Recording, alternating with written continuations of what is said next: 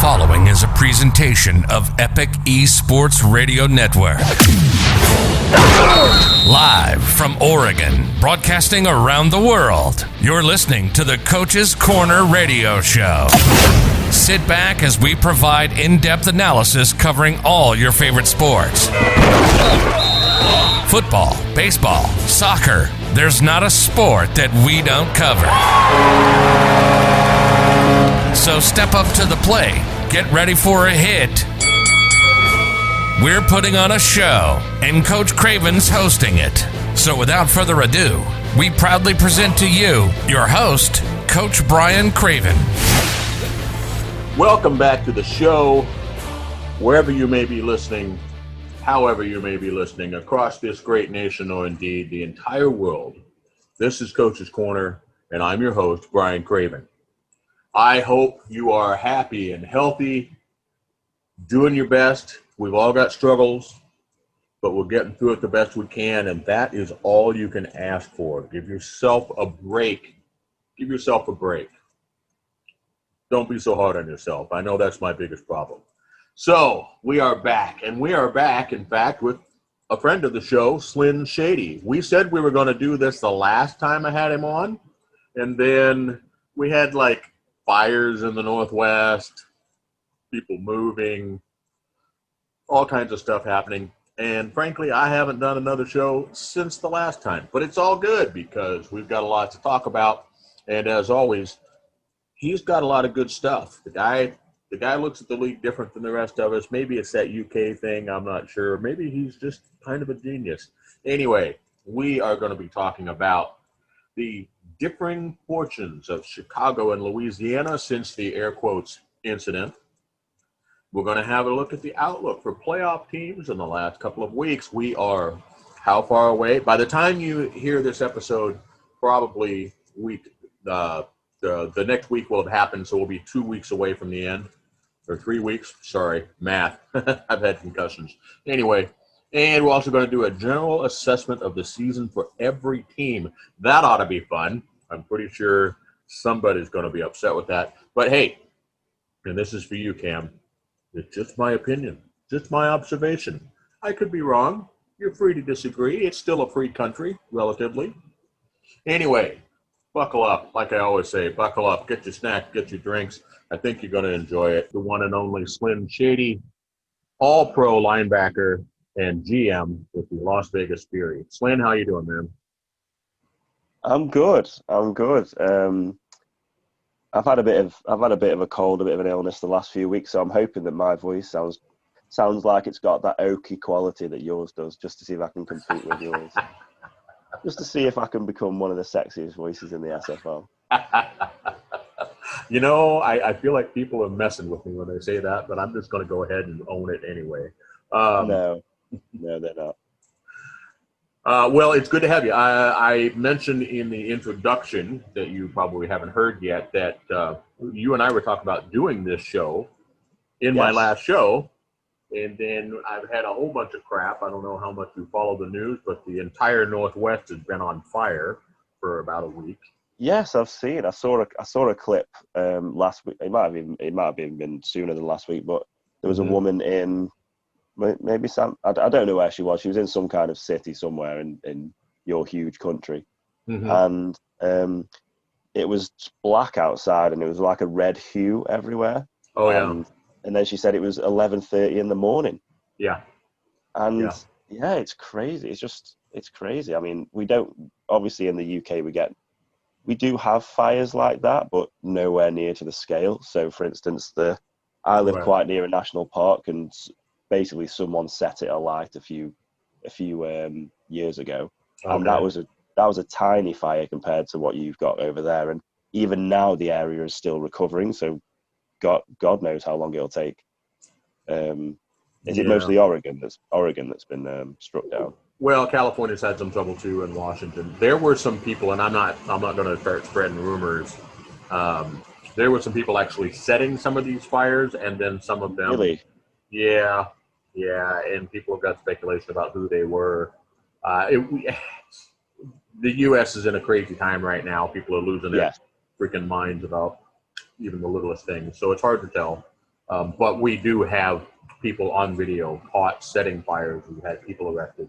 There have been some crap going on. And it was something. And there's another piece to this, and I don't care if this offends somebody. We don't manage our forests very well. We've got a blanket logging ban in most parts of the state. And what you find when you go out in the woods is you find a lot of underbrush, a lot of fuel. Yeah. And that stuff just goes up. It's kindling, and it just goes up, and we've got freaking inferno. Like we've had. I woke up a week ago. I woke up and I thought maybe the house next to me was on fire. The light coming through my curtain, through my window, was just straight up orange. And for a brief second, I thought, oh, okay, this is how I die. And then I looked out the window, and it was just the light was orange because of the smoke, because of the sunlight coming through the smoke. It was amazing. It's just crazy how fast they spread and how quickly you kind of think, because when we're normally exposed to fire, it's contained. Yeah. So it's almost like something to like we have bonfire night. I don't know if you know about this, but we have bonfire night over in the UK on November the 5th, which commemorates the attempted blowing up of the Houses of Parliament. Oh, and, right. That's basically people just make huge fires and stand around them and just watch the flames, and it kind of it's an event. But then something like this really shows how dangerous it can be, and I've got somewhat of a connection to this kind of thing because my grandmother's Australian. She lives in Australia, and when they had their bushfires at the turn of the year last year, I think it stopped maybe 25 miles from her house, and she got really lucky. But the devastation is just crazy. But is it? I don't know if this is true, but I know, like when volcanoes erupt, the land around it becomes so fertile because of the eruption. Is it the same with forest fires, or does it just destroy everything and there's nothing left? Well, yeah, no, the ashes and all of that stuff, when it's a naturally occurring, the ground is quite, it's good. Fires can be good. I mean, when they're managed, they were having forest fires before we came along, and they were a good thing. And so it's when there's just so much fuel and they're completely out of control.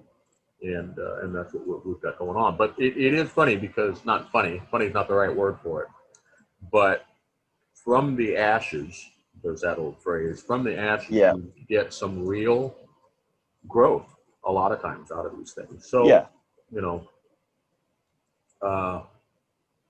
and I can tell you from personal experience, we've got in the Northwest here, we've got Mount St. Helens, which erupted when I still lived in South Dakota, so I was older than 10, but younger than 10. I was probably like 12 or 13. And you go up to Mount St. Helens now, and it is beautiful. And, you can easily find pictures. Is that the film, is that the mountain that inspired Dante's Peak? That film with... I think I heard that, yes. It's right. That was a film that every British teenager watched that in geography in high school at some stage. Really? That was a film that we watched as kind of, if we had to do volcanic eruptions, apparently it was seen as quite accurate, which says something about the British education of geography. I'm not going to lie. Well, I think you're probably right, because thinking about some of the things, there's a scene in that where the guys get caught. You see like mud and trees and stuff coming down the river, right? Am I remembering right? I mean, maybe. I mean, I just remember some old granny walking about a football field's worth of length, like through the lava, and I was just thinking, how is that even possible? Right. Either way. Right. Oh yeah, I remember that scene. That was a little bit of poetic license, I think. I mean, she could have walked that length in any case, let alone through lava. Yeah.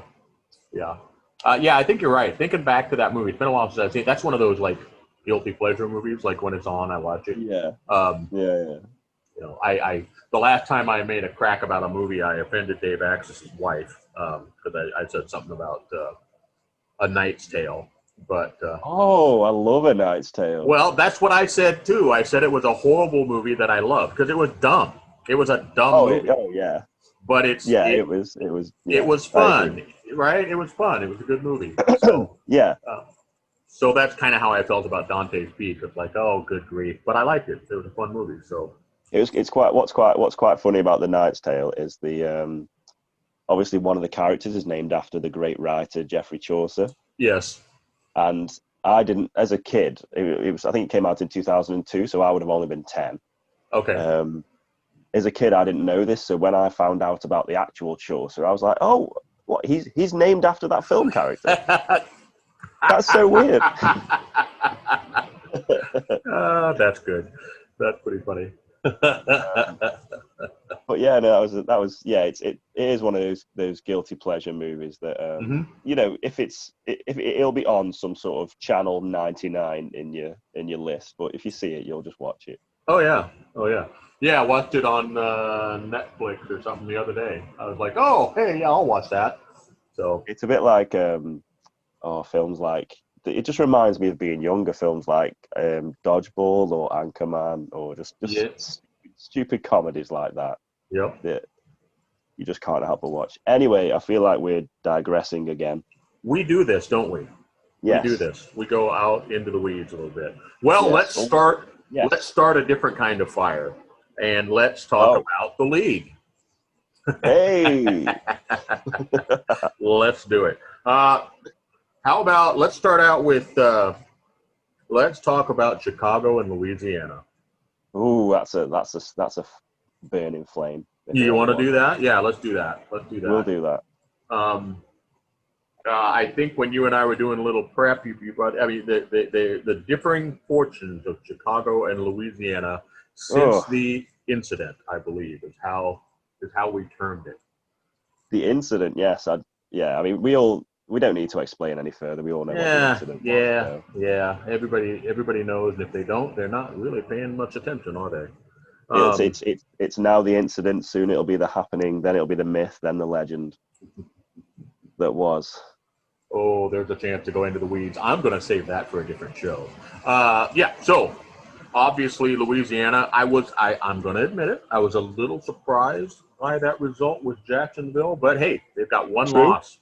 They've got one loss. They are rolling. And I think what was more surprising was the manner of the victory as well. Was the what? The manner of it, the way that way that Louisiana won was. I mean, I actually haven't seen the game properly yet, but the stats don't lie, and the fact that we were all questioning Johnny, and it kind of annoys me that he played so well, but I love it at the same time. You know, I hold my hand up. I was one of the first ones to say that I thought Jacksonville, if they got ahead and got a lead, which they did, would win the game. And now I've got socks in my mouth because I was completely wrong. Completely wrong. Well, I just thought, I don't know what I thought. I thought as long as Jacksonville handled Reader, that they were okay. And you're right. When they were up, it looked like, okay, there we go. And I'll tell you this much, though. Even when Jacksonville was up, I'm not going to – I want to be careful. This is for Cam. This is just my observation. Okay. Yeah. Yeah, I heard that earlier. I did hear that. That was funny. Here's the thing. I'm putting my coach hat on here. And people watching us, anyone trying to evaluate Lone Star can see this. When I want safe, controlled passing, okay? We got people in the league that they've never met an interception they didn't like. And to them, an interception or 4 or 8 is worth it for some touchdowns. And so they're going to chuck that sucker deep. They've got their big money quarterbacks and their big money wide receivers, and that's what they're going to do, right? And Jacksonville last season in particular. That was Jacksonville. Well, what's been happening this season? Jared Willis has been getting some love. Yes, he has. He's surprised me. Right, and he's a good back, and so it's always been a little surprising. So I didn't blame Louisiana for doing a lot of checkdowns and a lot of stuff to Streeter. It's nearly impossible to stop, obviously, as his stats have shown. But the passes that they were throwing, the things that they had in there were not the high-risk passes. They were blood concept passes. They were quick slants. They were things. He took some shots down the middle, but even those were good ones. The playbook, we may have 6,000 playbooks or plays in the playbook, but we don't have 6,000 good plays in the playbook. We got a lot of garbage plays in the playbook. Louisiana didn't have any garbage plays in their playbook. And so when I'm sitting there watching that, if they wanted to, they could do that with Johnny every week. And I think he'd be putting up similar numbers because he's got good receivers. He's a good quarterback. It's funny in this league when we give a guy crap because, like, well, it's the coach that's setting him up, right? And I think Twins Crew is doing the coaching right now for them. At least the offense. Kudos, bro. You're doing a great job. Oh, I'm part of the Salt Lake City minor league franchise, and the fact that Twins Crew is a part of that coaching team now seems like the most genius thing ever for Ross Napoli to do because he's Louisiana, if anything, looked better than they did before Gerald had to leave. Well, hey, Gerald helped them out, was very collaborative, had them already Gerald's he's an elite coach. I mean, if there's any questions about whether he's an elite coach or not, they've been answered this season. Absolutely. Well, and Gerald's been probably the most helpful person for me in figuring out some of the nuances of the playbook. He's been fantastic. And so I expect his guys to do well. He obviously did a good job with them. But they are also quality guys. Ross, obviously, he's one of my guys. I like Ross a lot. And then he's doing a hell of a job. So, yeah, I mean, I guess it shouldn't be too surprising. They've got some nice weapons in the first place. I mean, heck, the receiving core is not bad at all. Saren Thorne's a good receiver. I think Mike's got a pretty good build, too, and he's like their third receiver, right? Who's their number two, you know? I was gonna mention his name because it rarely gets mentioned, and he had a huge game against Jacksonville, and that's Chase Earl. Oh, Chase Earl. Yeah. I feel like an idiot. Five catches, 130 yards at 26 yards a catch and 2 touchdowns. I mean, and I think he's played well all season, actually. And I think he's one of those names that gets lost in the whole Johnny Pickler Streeter sort of bandwagon. But Chase Earl he's reliable. He's a good receiver. He does, with Johnny sucking up all the oxygen in the room, and that's not a shot at you, Johnny, so don't send Kelly after me. With Johnny sucking up all the oxygen and Streeter having such a season, it's easy to overlook some of those other guys. So, not surprising. But yeah, Chase Earl's a great receiver, and he's having a good season. So, you've got a good receiving core. Yeah. It surprised all of us. Maybe it shouldn't have that they had such a great passing game. It was 6 touchdowns, right? He threw for 6 touchdowns? I've got the game in front of me right now, and he threw 6 touchdowns, no interceptions, 80% passing. I mean, obviously you can be better than that, but you can't really ask for much more. Not a lot. 80%? Are you kidding? Yeah, that was a whale of a game. He's been efficient most of the season. He just hasn't needed to be spectacular. No. I mean, we say that Jacksonville shut Reggie down. Reggie got 196 yards, for God's sake. I mean, right. sorry to blaspheme, but it was deserved. He's just, I mean, he got over 200 all-purpose yards. Even on a bad day, he's hitting 9.3 yards per carry. I think the main shock for me is the fact that we mentioned Jared Willis. He only had 11 carries for 26 yards.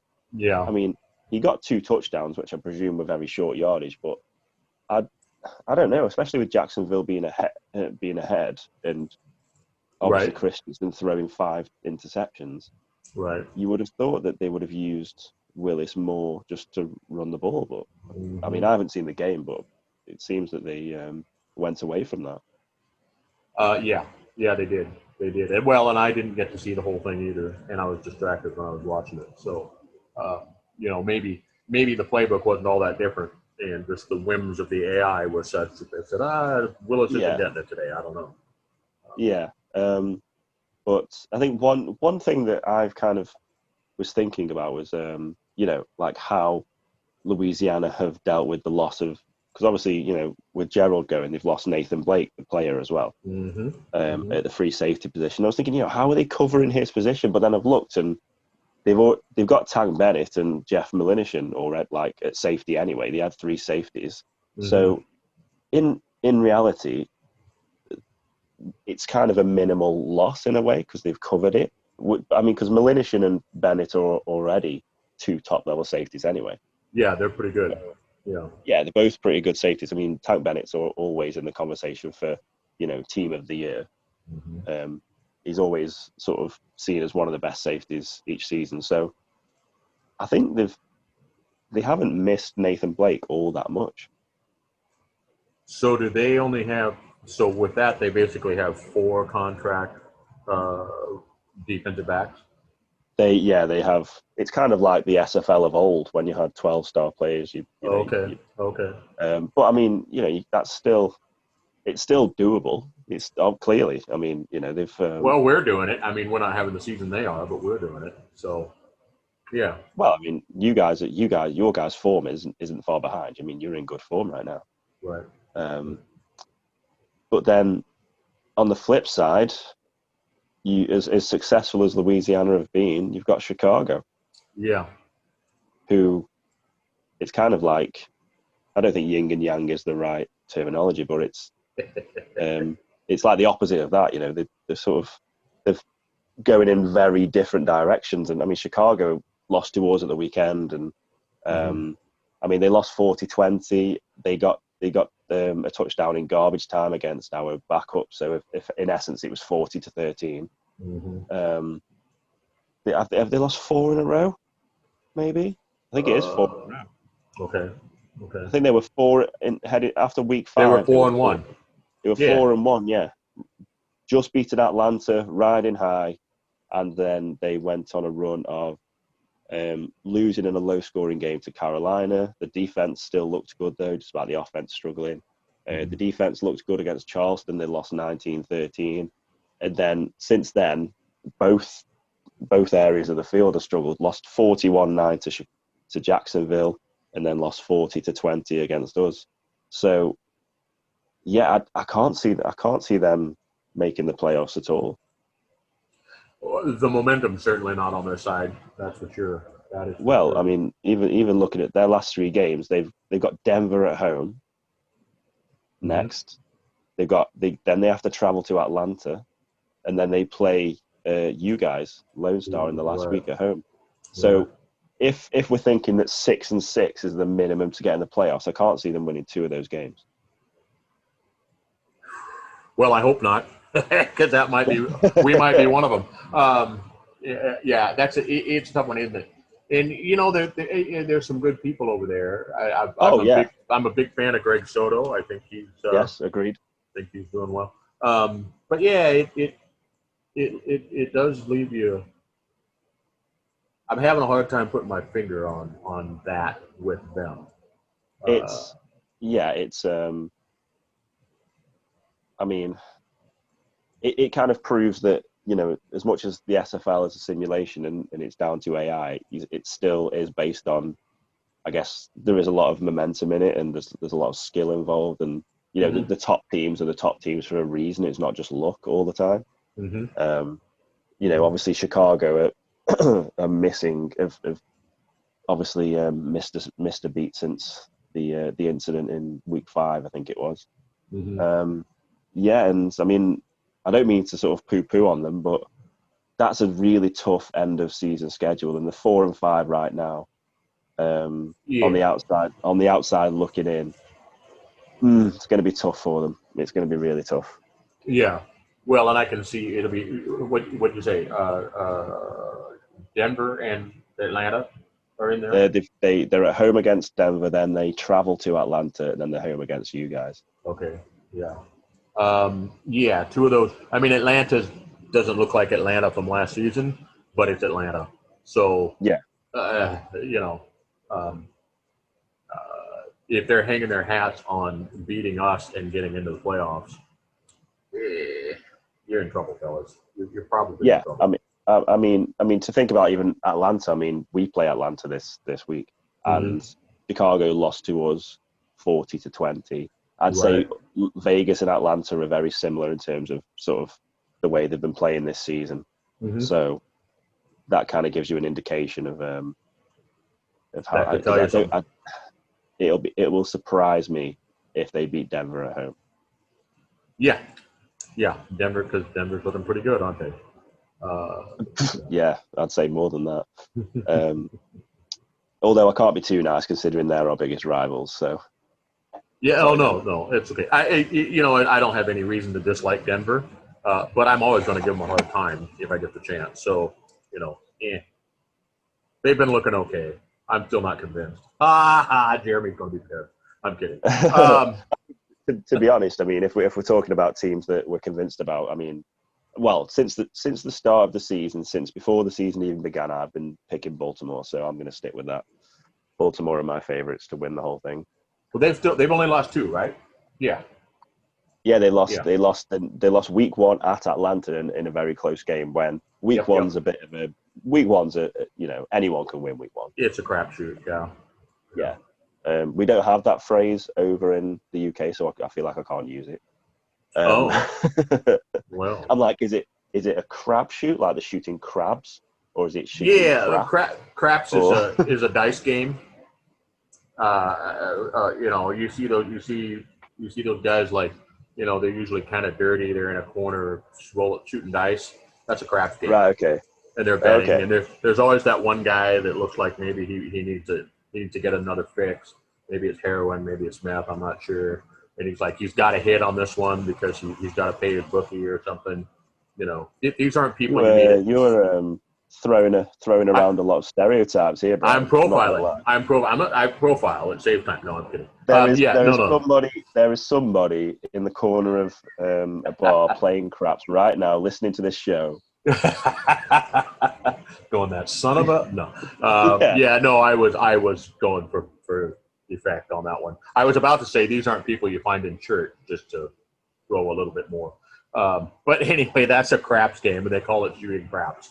So, and the point being that it's. I mean, there's no you don't know what's going to happen. So, anyway, I will quit offending all of the people that play dice-based games, and I will quit offending Chicago.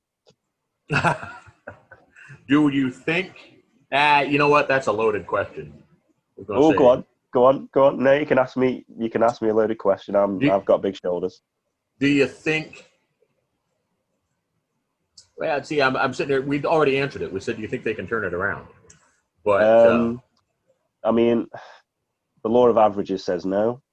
Right. If they do, then fair play to them. And they did start. I mean, credit to Chicago. They started the season very well. After week 1, everyone was laughing at Chicago because they lost to Mexico City, but then they went on that 4-game winning streak. It is within them, but the strength of those last 3 games, the teams they face, is difficult. It's a tall order. It is a tall order. It's a very tall order. There's not many toughest end of season schedules than that. So I'm going to err on the side of no. But I'm pessimistic and British, so you have to accept it. Yeah, I tend to be that way too. I tend to just. I figure if I'm that way, then I'm never disappointed, and then when things go well, I can be happy. I don't know. It doesn't work all the time. All right. Well, I feel like we've done pretty well with that. How about you? I think we've I think as gentlemen we are very good at assessing teams.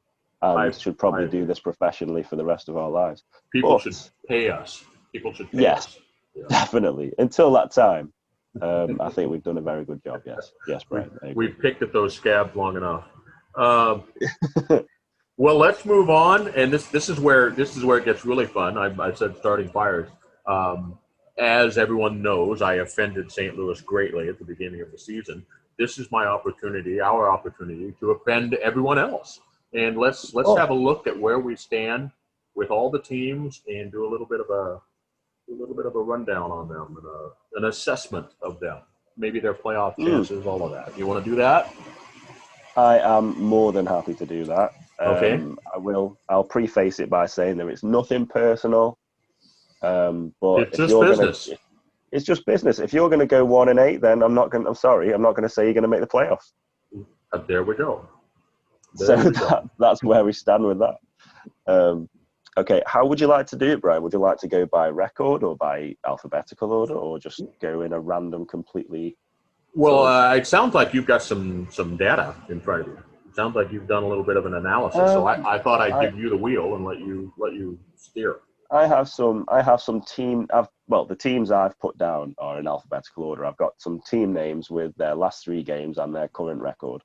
So let's start there. Let's go with that. Okay. So first off is Arizona. Okay.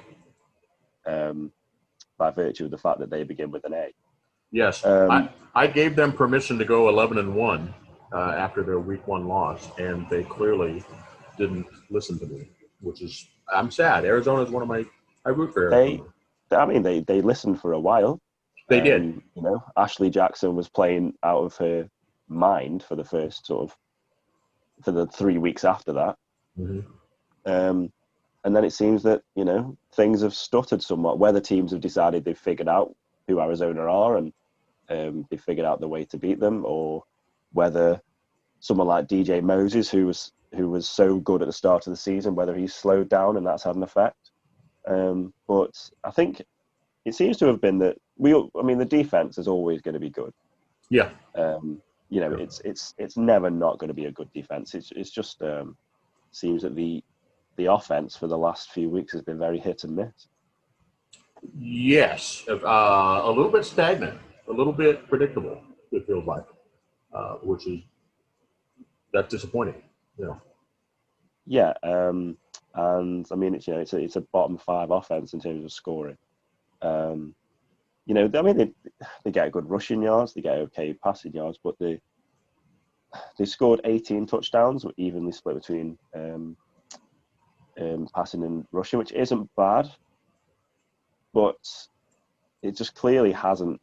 Considering they got such a good defense, you'd think that would carry them over the line. But since they went 3-1, they've gone 1-4. So, will they make the playoffs?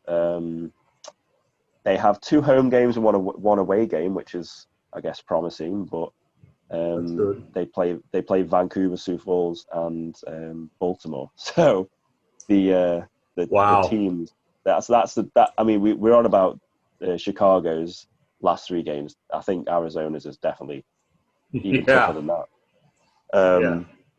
But the beauty of a tough schedule is that if they do win those 2 home games and lose at Baltimore, because I can't see them going to Baltimore and winning. If they go 6-6 and they beat Vancouver and Sioux Falls, that might be advantageous to them in terms of the playoff seedings, because they might, in terms of strength of victory, and I've forgotten all the variables that Cam uses to decide, but it might stand them in good stead. I don't know. Those would be quality wins for sure. So, that would be a resume, a 6-6 resume that you could probably stand on a little bit. If we're thinking about teams that are 4-5 right now, to secure a place, they need to win out and become set and go 7-5. Really, I think so. And I think maybe 1 or 2 6-6 teams might scrape in. Yeah. So, because I don't think we're going to have 11 teams go 7-5 at least. I don't think we're going to have 11. Sorry. But can Arizona do that? I think on the day they can beat anyone. Yes. You know, if AJ is firing accurately like she can do, if DJ Moses is making over 100 yards, you know, it's possible. And the defense is I think the defense is good against any offense. And against Sioux Falls, you've got their own grinding style. I think Arizona could pull out a win, but it's just tricky. It's such a tough end of season schedule, and they've been in a bit of a rough patch recently that I can't see them making the playoffs, unfortunately. Yeah, it's. I mean, gosh, even if they did win, well, no, I was going to say if they won all three of those, that's a really good resume. But oh yeah. That's a big one. Yeah, I mean, you got to go 1 week at a time. So they're focusing on this week. That's it. It kind of annoys me because Arizona are my dark horses. You know, I thought they would make the playoffs this season. And I was really, you know, happy to see them doing well because I mean, oh yeah, you know, they look fantastic. Yeah, and you know they've assembled. If you on paper their roster is stacked. Like if you look at their roster, it's really good. And you know they didn't need to go into the draft. They only use a supplemental draft because they build their roster. So you know AJ and Mana are doing a great job there, and Eddie's a really likable coach and owner. But yeah, it's just a shame that they've had this mid-season stumble. Yeah. But yeah, moving on to the former champions. Well, actually, hang on 1 second. Hang on one second. I want to tack something on to what we're doing. Okay. Sorry, I stole your job then. That's your job, not mine. That's all right. You're the host. I'm becoming the host. I need my own podcast. Well, you're a guest of the show, so you're almost a co-host. You know, at this rate, you're on Doug Day level.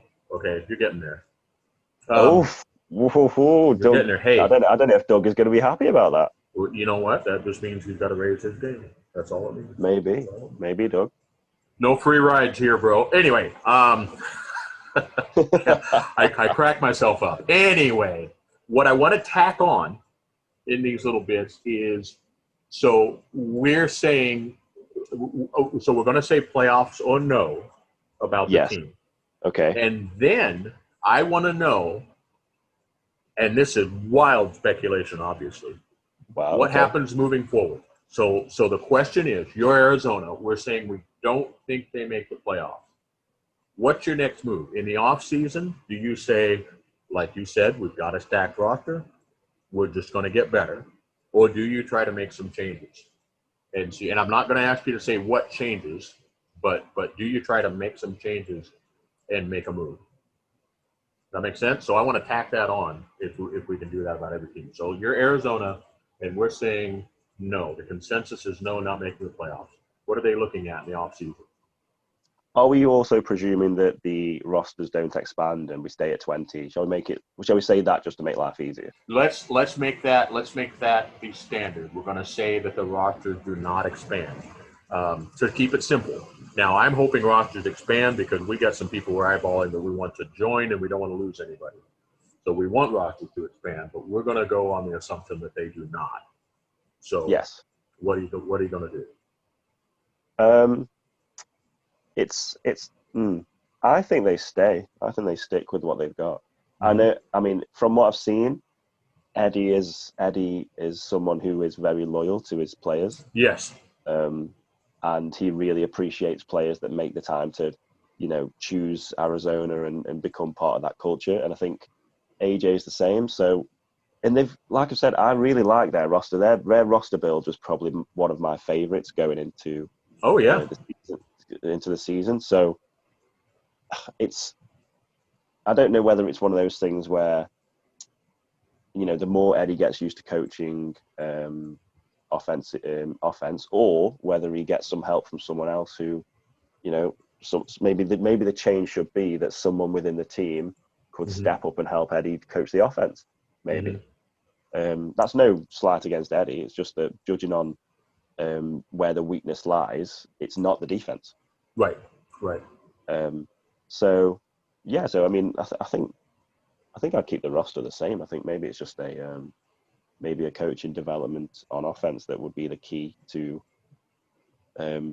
boosting Arizona into the playoffs. I mean, they still could make it this season, but for next season, definitely. Okay, I'm with you. I'm with you as well. I mean, for one, I like the loyalty thing personally anyway. And to me, if you like your locker room, if you like your team, you're feeling good about everybody, I don't care if you go over. Stand pat and grow together. So I like the idea anyway. And I agree with you. I think Eddie loves it's not just his team, it's a family. And so I could see things. Oh, yeah. Okay, thank you. Thank you for indulging me. No problem. So next with Baltimore. Did I hear you say Baltimore? Well, we know we've got I said the former champions, but the current champions, Atlanta. Duh. Still on the A's. So, yeah. I think Atlanta currently do sit within the playoffs just about as one of the sort of top 4 and 5 teams. Okay. Based on strength of wins and the other metrics that Cam thinks of. Mm-hmm. They finish with 2 home games and a road game. So they finish with a home game against Vegas, a home game against Chicago, and a road game at Queen City. Okay. Atlanta sitting 4 and 5. Again, an up and down season. I think they're the opposite of Arizona. They've got a really sort of powerful offense, but the defense has let them down occasionally. And one thing I've noticed with Atlanta is they are last in takeaways. They do not take the ball away from the opposition. They've only got 9 across, and considering how many interceptions there are in this league, 9 out of 9 games. That's remarkable. Yeah, that's remarkable. I know they've lost a few players, especially Aaron Lee, who was, a bit of a legend over there. But and I know they've replaced him with a linebacker, so they've kind of, I guess, moved more to run defense in that sense. But yeah, I think they've got a winnable. I know I'm from Vegas, and I know that. I mean, obviously, I believe that Vegas will beat Atlanta, so I'm biased in this game. Yeah, that's okay. But even so, say they lost to Vegas, right? They go 6 and I can see them going 6 and 6. I can see them beating Chicago at home. They've got to be the favourites there. And you know what? The way Queen City have been playing, who knows? Who knows what Queen City will turn up? So, right. And Queen City may have nothing to play for by that point. Yeah, I hope the Queen City that's showing up in my sim for this week doesn't show up this week. But it's ridiculous. I think the game is broken, honestly. I don't know. I mean, Queen City. We went to Queen City and they destroyed us. They probably put the biggest beating on us out all season. So yeah, it's Queen City. It amazes me. I mean, I don't want to talk about Queen City yet, but it amazes me that they're 3 and 6. Anyway, I think Atlanta are out of the 4 and 5 teams. They've got a really good chance of stealing a playoff place. Yeah, I can see that. And nobody's going to want that. Nobody wants to meet Atlanta. Their record notwithstanding, it's still Atlanta. So yeah, it's Atlanta. They got good coaching. They've done all this with a rookie quarterback who hasn't got any animations, which I think is really, really impressive. They've done this without any offensive line stars, and that Dynasty doesn't get sacked all that much, as far as we discussed in our last show. Yeah. And yeah, it's interesting that the defense is the thing that's let them down. The defense is okay. It's not one of the worst, but it's it's not what you expect, though. Yeah, they have been known to give up a fair amount of points on certain occasions. Yeah. Well, even they gave up a fair number of points to Baltimore when they won. So even in some of their wins, they've given up a lot of points. Yeah. Oh yeah. Well, another point to what you said, they've done that without relying as heavily. And I know this is kind of a dead horse. Every time people talk about Atlanta on like Dave's show, for example, they bring this up. But they've done it without relying a whole lot in the run game on BDG Hollywood. Now, obviously, it's a lot of catches. I've already said this on Dave's show, but People say, where is BDG? And he is there. He's catching the ball a lot, and he's scored maybe 7 or 8. I think he scored 7 or 8 touchdowns through the air. But and that's how they're choosing to use him. And maybe that's why Dynasty never gets sacked, because he's constantly throwing Sets it down quickly. Yeah. There's nothing wrong with that. That's handling a rookie quarterback well, frankly. Oh yeah, and but you do wonder, if BDG was more prominent like he was the season before in the running game, whether they would have a better record than they do now. Whether they've become easier to defend against because maybe teams are thinking they're quite one-dimensional. There's a couple of teams that suffer with that in a similar way further down the line. So I won't mention them yet. But I think looking at the last 3 games, even if they lost to Vegas, I think the Vegas game is a huge game for both teams. I know it is for us. But even if they lost to Vegas, they've still got a chance. I can see them beating Chicago, and if they lost to Vegas, that QCC game would be all important. So Atlanta, I thought would make the playoffs despite having to draft a rookie quarterback. Still can, and I'm on the fence whether they will or not, considering they play against Vegas. But I'm going to say yes. I think they will squeak in. Okay. So I don't have any problem with that. I think that's entirely possible. I will be rooting for you, of course, when you play them. So we're going to assume they go 6-6. I appreciate just for reference. Have you ever rooted for us and we've lost? Have I ever rooted for you and you've lost? Yeah, has that happened a lot this season? Because if so, then you can root for us. Yes, I've rooted for you in every game. So so it's not. So at least we've won 4. So yeah. You're not too much of a bad omen, I guess. Hey, I was rooting for you guys when you played Sioux Falls, and everybody in the league knows I love Sioux Falls. So, yeah. Yeah. Well, if you're listening from Vegas, the sexiest voice in the SFL is following you. So go out and play, play well, play hard. Well, you got some of my San Jose guys. You got the Frank Wade. I mean, you got people. You got. Okay, you're there. You got people I like. I'm not so sure about that ramen guy. He's questionable, but I mean, he could well be expanding into his own franchise soon, anyway. So who knows? But one interesting thing? I know this isn't I know this series isn't just about the SFL, so I can mention other leagues if I want to. I think. Yes. So I'm a part of another American football league, and called the WFA. I think it's called. Oh yeah. And I'm also a part of the soccer league that Eagle and Gerald Winkler started, and all 3 of those leagues I am in the same team as Frank Wade. every time I just happen to be in the same team as him. So I don't know what that is. It just seems fate brings us together, but just an interesting little factoid there. That is interesting. Yes. Appreciate you, Frank. Appreciate you. I'm in those leagues too, although the WFA I'm not really paying a lot of attention to right now. Yes, actually, to be fair, I remember saying, because I've joined Ross Napoli's team as his GM over there, and by the way, Vegas, don't worry, it doesn't take that much time. That league doesn't. So no, it's seconds almost. So I'm not losing any time in the SFL. But I was going to draft you, and then the team before us drafted your tackle or guard or whatever player it was. Oh, that's right. Yeah. Oh, that was annoying. That was very annoying. But it is what it is.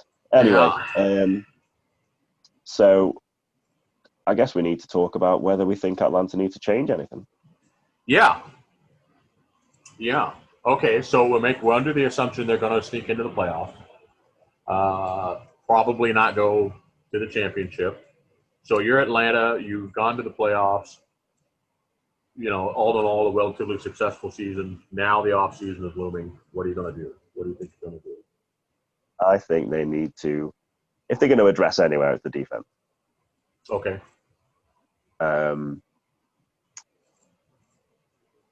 I think the weakest point on defense in terms of value seems to be the defensive ends. Okay. the linebackers are good. They've got the free safety and the strong safety and the sort of the secondary in general are all quite high value. Mm-hmm. And as much as we always say that you are more than your value in terms of on-field performance, value is important. It's still something you look at. Yeah, absolutely. Yeah. So then maybe they just need to change. Maybe invest in more sort of aggressive animations when the ball's in the air, though, because if they've only made nine interceptions or taken the ball away 9 times, maybe there's, because there are some animations that make players more aggressive when the ball's in the air, it might be that they're just not getting to the quarterback to force those mistakes. Also possible, yeah. So maybe they need to invest, because I mean, Joshua Williams is a really good player, but other than that, the defensive line is probably their weakness on defense. So they're all youngsters in XFL. Right. So it might be a case of just waiting for those youngsters to develop and developing them in the right way. Mm-hmm. So I don't think Atlanta would need to change much, but it would definitely, for me, be on the defensive side of the ball. Right.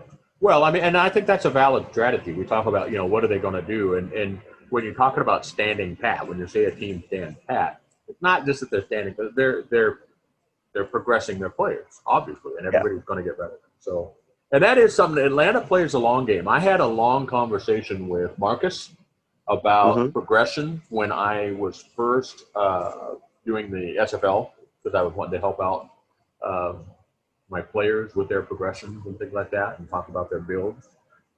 Because we know that a screwed up build could hurt you in the draft. So I didn't really know much about it. I wanted to chat with him. And Atlanta plays the long game. They talk about developing. They don't look at animations until they've got the builds right. And maybe that's part of what you're seeing here.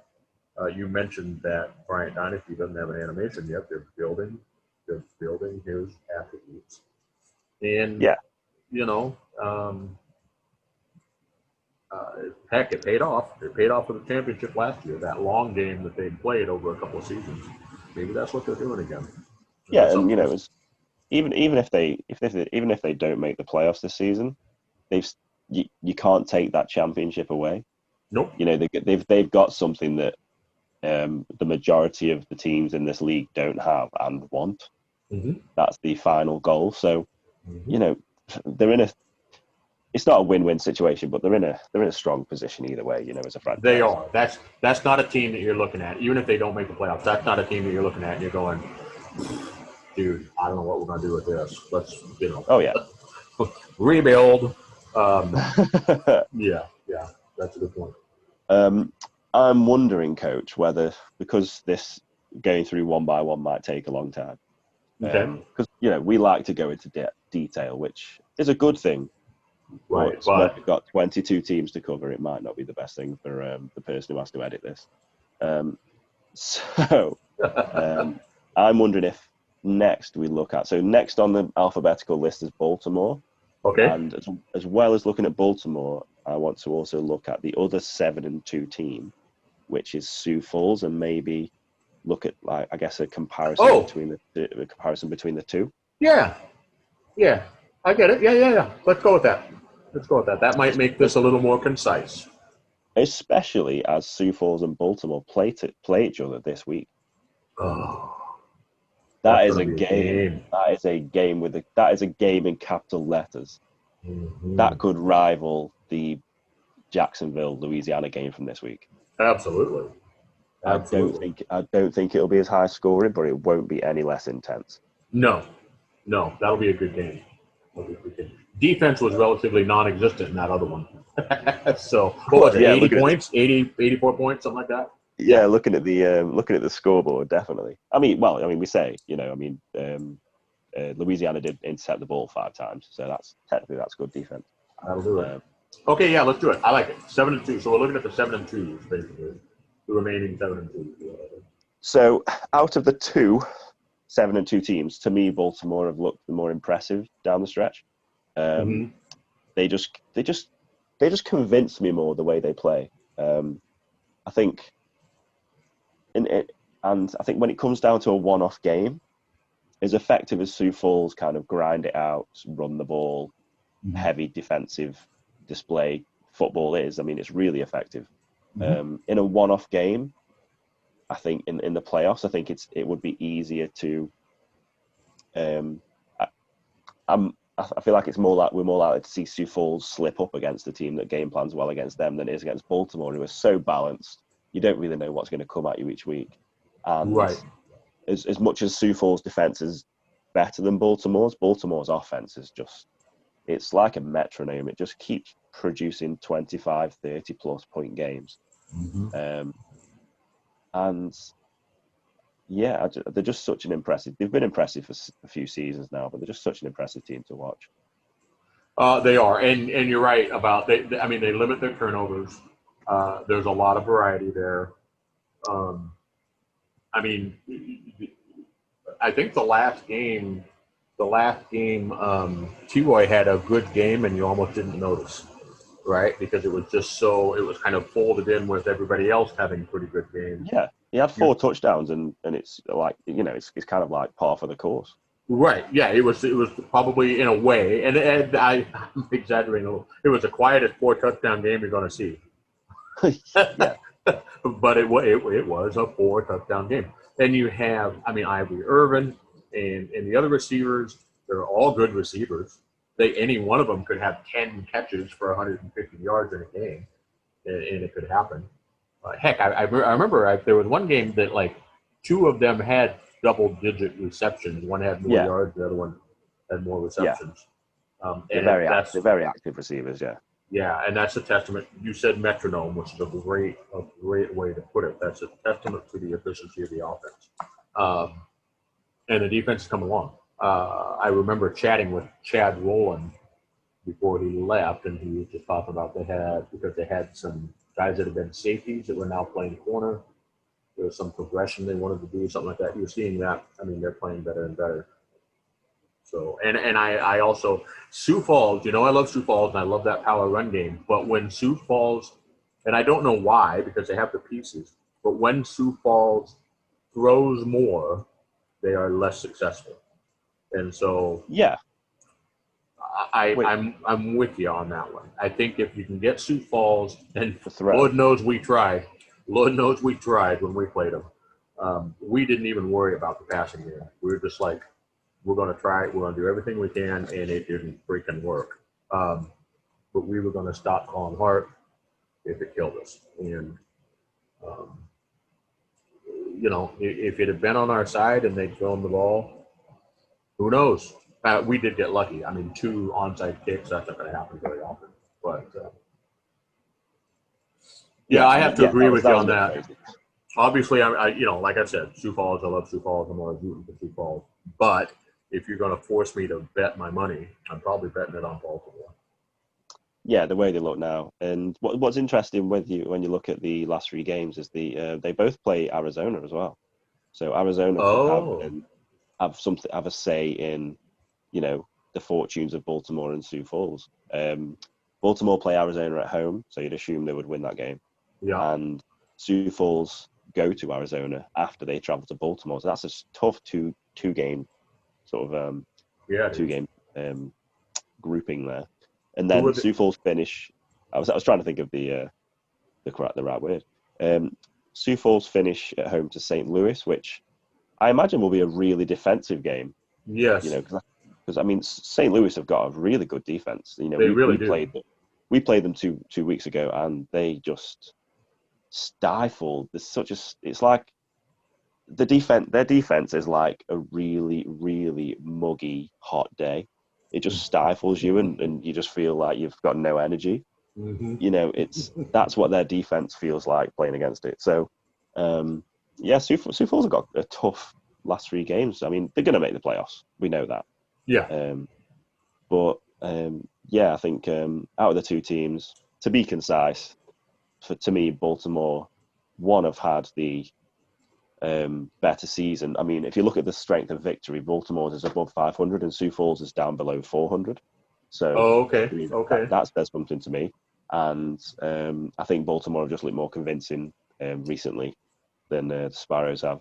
So in terms of making changes next season, I feel like it's hard to say that about teams that are obviously going to make the playoffs because, why would you fix something that ain't broke? Mm-hmm. The only thing that I would say about Sioux Falls is maybe try and take some of the pressure off Colin Hart and maybe have more of a balance passing to rushing attack, more to how Louisiana did it against Jacksonville. Mm-hmm. See, if they were doing something like that, because Gunnar Lewis is a great receiver. Their tight end is good. All their receivers are good. If they were doing something like that, it feels like they are. It's either the running formations or it's gun straight and they're chucking it. And it's like, you know what, fellas? There's more. There are better passing. There are other passing plays besides gun straight besides that formation. Look around, look for those a little bit. Try to work those in. If they were doing that controlled West Coast passing game, I feel like they're unstoppable. So yeah, I got all excited about the idea to have those weapons. To have those weapons, my goodness. I mean, I wouldn't trade anyone on Lone Star for anyone. But if Lone Star if we're progressed to that level and we're that badass, I'm just going to come out and say it. Oh, my goodness. Anyway, moving on. I'm going to take a drink here and settle down. Just made, by the way, that was a hot, sweaty noise. That was. Anyway, shall we talk about? We've already talked about Louisiana in depth. Yep. Shall we talk about Denver, the other 8-1 team? Yeah. To me, I listened to Dave Axe's show this morning because when I'm at work, I'm not staying up till 2 a.m. to listen to him. Sorry, Dave, but it's not happening. I hope he can understand because. Yeah, well, I mean, I've said this to him many times, and I think he's just about coming around to the idea that I don't listen to his show every week. But I always listen on the way to work, which is, I always catch up. And people were saying that, they were on about the power rankings and how Louisiana have to be the top team now. They can't see, people can't see why Louisiana would be lower than Denver. And I have to say, for the first week since I've been, because there's 5 of us that put the power rankings in and then it averages all out. I've put Louisiana above Denver this week, just as a little spoiler alert there. Not saying that they will come out above it because the other 4 guys might disagree. But I got you.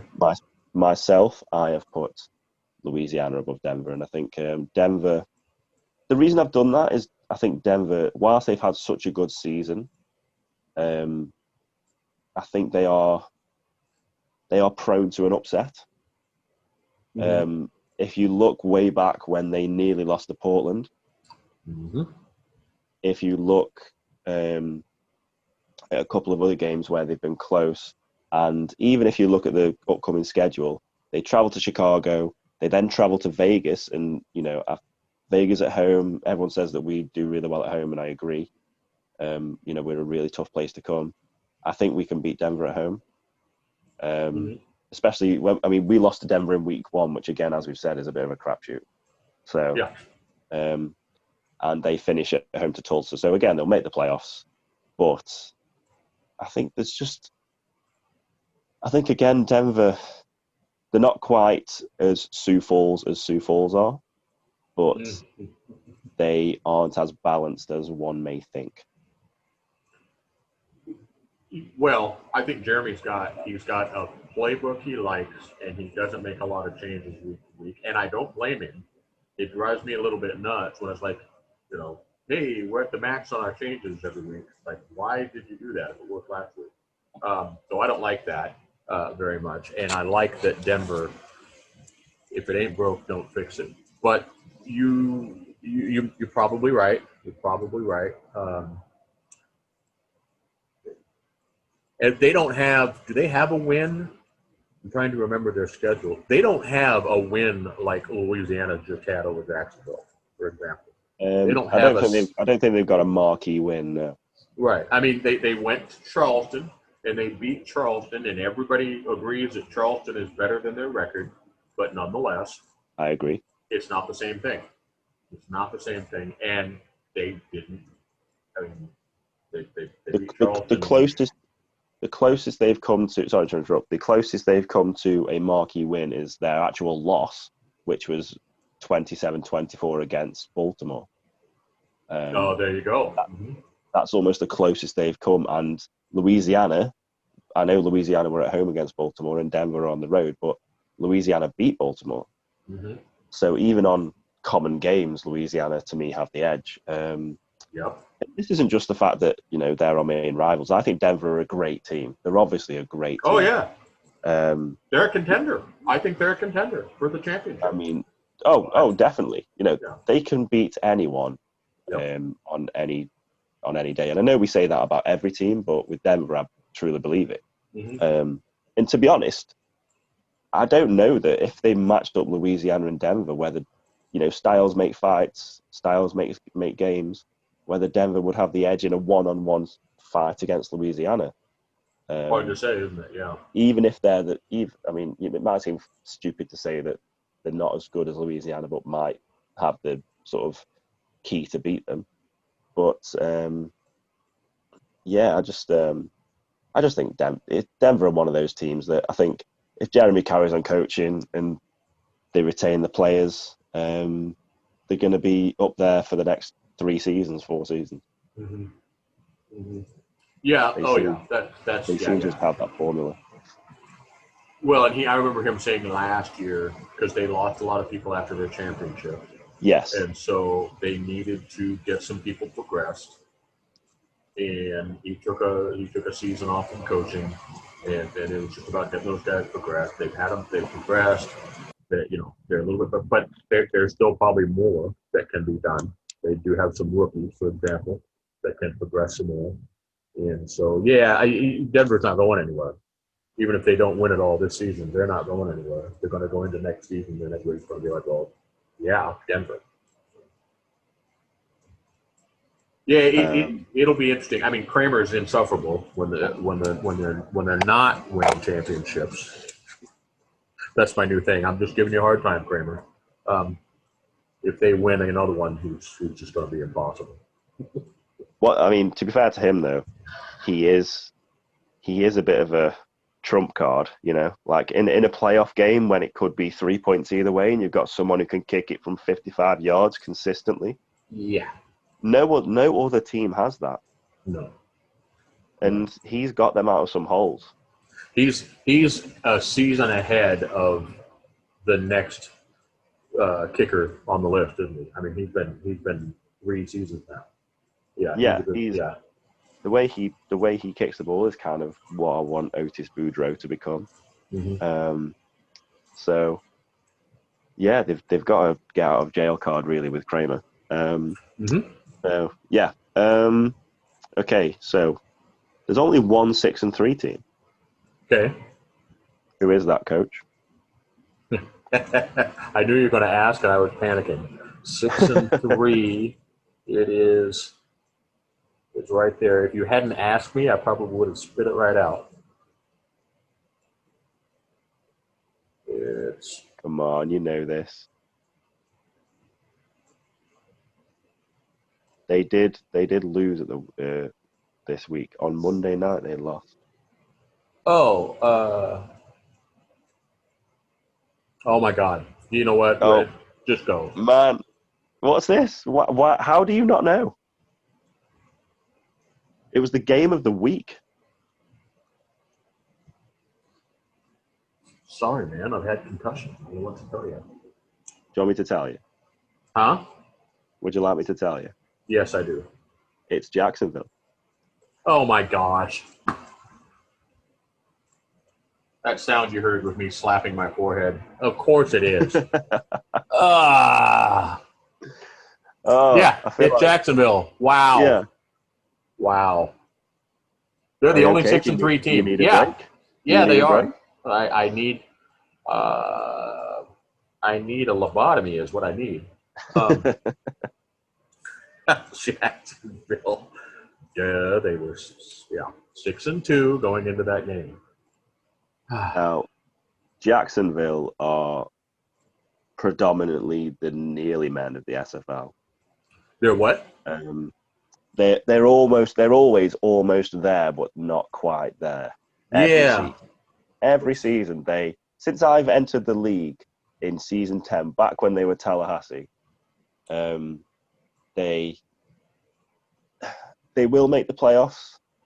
Yep. I can't see them. I mean, they travel to Florida, Fort Worth, and then they're at home against Charleston, which isn't easy. It's not an easy last 3 games. No. Florida are in great form. Fort Worth have got a really good defense and thrashed Sioux Falls at home. Mm-hmm. And then Charleston again. I think Charleston are a sneaky good team.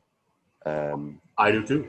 So so the pessimistic person amongst us, which is me, might even say that Jacksonville goes 6-6, but I don't think that's going to happen. But yeah, they just, I don't know what it is, but they just always get to the playoffs, look really good, get in there, and just falter at the final hurdle, whether that's the championship game, whether that's the quarterfinals, whether it's a shock loss in the wild card round or something. Mm-hmm. There's just always something that happens that scuppers Jacksonville's championship chances. Yeah. So they're almost a hard team to sum up, really, because they've kind of. I mean, I don't know what game it was from, but is it that famous phrase, "They are who they thought we were," or "They are who we thought they were"? That's kind of how their season's gone. The season has gone exactly how I think most of us thought it would go. Mm-hmm. Mm-hmm. They either look like SFL beating best team in the league, or they look average. Yeah. So I don't really know where to go with Jacksonville, to be honest. It's a tough one. Well, I'm gonna make a bold prediction because we're talking about one of the great quarterbacks in the league, but of course. Don't put it on CC so much. We mentioned this with the Jacksonville game. Give Jared Willis more carries. Give the man more carries. He's a fantastic running back. He's had a couple of big games this year, and just been solid. And just give the man more carries. Embrace your inner Sioux Falls and run it a little bit more. They don't have to go all the way there. You still got Ken Gossett. He's amazing. And I get it. I get the impulse. And CC's one of the guys I've seen arguing for just the mathematics of throwing the ball. And he's not wrong. But 6 turnovers. Take away some of those turnovers. What happens in this game? You kept giving them – every time you have a turnover, you're giving the other team an opportunity. And we've got teams in this league you can't give them more opportunity. Well, I mean – even then against before Louisiana, you're coming up to play Louisiana. They, along with Vegas, they had the most turnovers, the most takeaways in the league. So it stands to reason that you would want to run the ball more. Yeah. Obviously, that didn't happen. I'm surprised that he only ran the ball 11 times, considering they were up by 14 points at one point. Right. I know. I would have thought at that point. And again, we don't know. I mean, sometimes. I mean, heck, the playbook last week with our game didn't go exactly like it went nothing like the Sims. We had plays that hardly ever got called. It got called a lot. Yeah, that's going to happen. And I think that's just a console to console different. I'm simming on my console, and then it goes on Cam's console. Things go different. So maybe Jacksonville intended for him to get more carries. But even so, the AI, you would think, when you've got a lead like that, would just kind of default to giving the guy a few more carries. And so it was inexplicable to me that he did. You're right, 11 carries. That should have been a 25.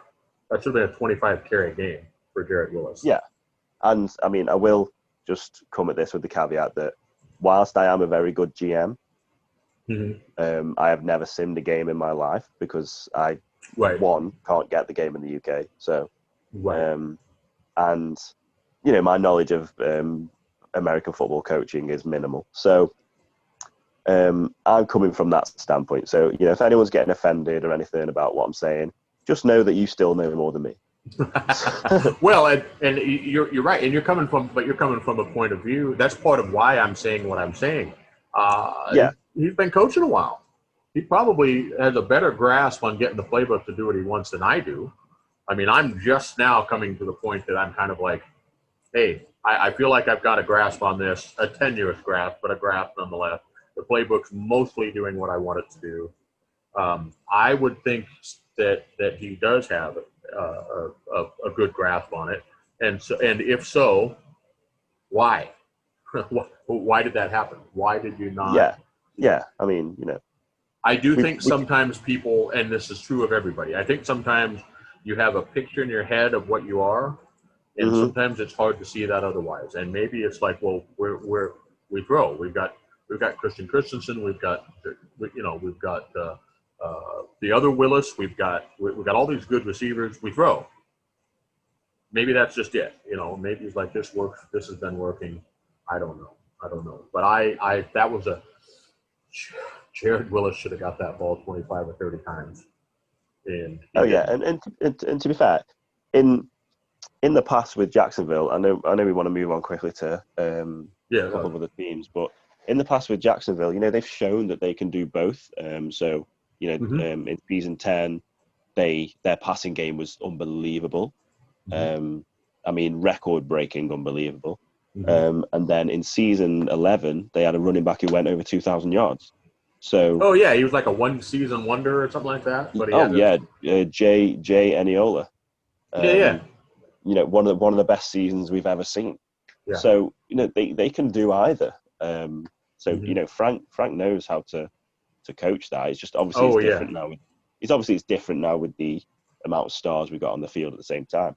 Yeah. But yeah, I mean, it's I don't know. It's just one of those things that we'll see how Jacksonville approach the last 3 games, I guess, and go from there. To me, they will make the playoffs. I would. Oh God, yeah. Yeah. Whether I think they will move on far in the playoffs depends on how they look the last 3 games. Yeah, and it depends on their draw too. I think they could be vulnerable to some matchups. They could be one of those teams that. If they, there's some of these teams that are 5-4, 4-5, who I think will be tricky for anyone. Yep. Speaking of those teams, there's a few of those, aren't there? How many 5-4? 5-4 teams. There is on my list 1, 2, 3. 3. There are only 3? Oh, okay. Okay. Cool. In terms of 5-4 teams, there are only 3. There is Florida. We've got Florida. We've got Lone Star after their great victory against Mexico City, and the aforementioned Mexico City. Yeah. Now, Coach, we'll leave Lone Star out of this, okay? Okay. For yourself. That's probably fair, yeah. Out of Mexico City and Florida, without knowing their sort of last 3 games, who do you think looks the best or looks the most able coming into the last sort of 3 games? This is going to sound interesting considering they beat us and then we beat Mexico City, but I have more faith in Mexico City right now in that regard because Mexico City has a little bit more variety in what they do. Florida's 4 wide, chuck and duck. Doyle has had a couple of decent games. Yeah, I think his best game of the season, this last one, or maybe it was the game before. But he's still progressing as a fullback transition to halfback.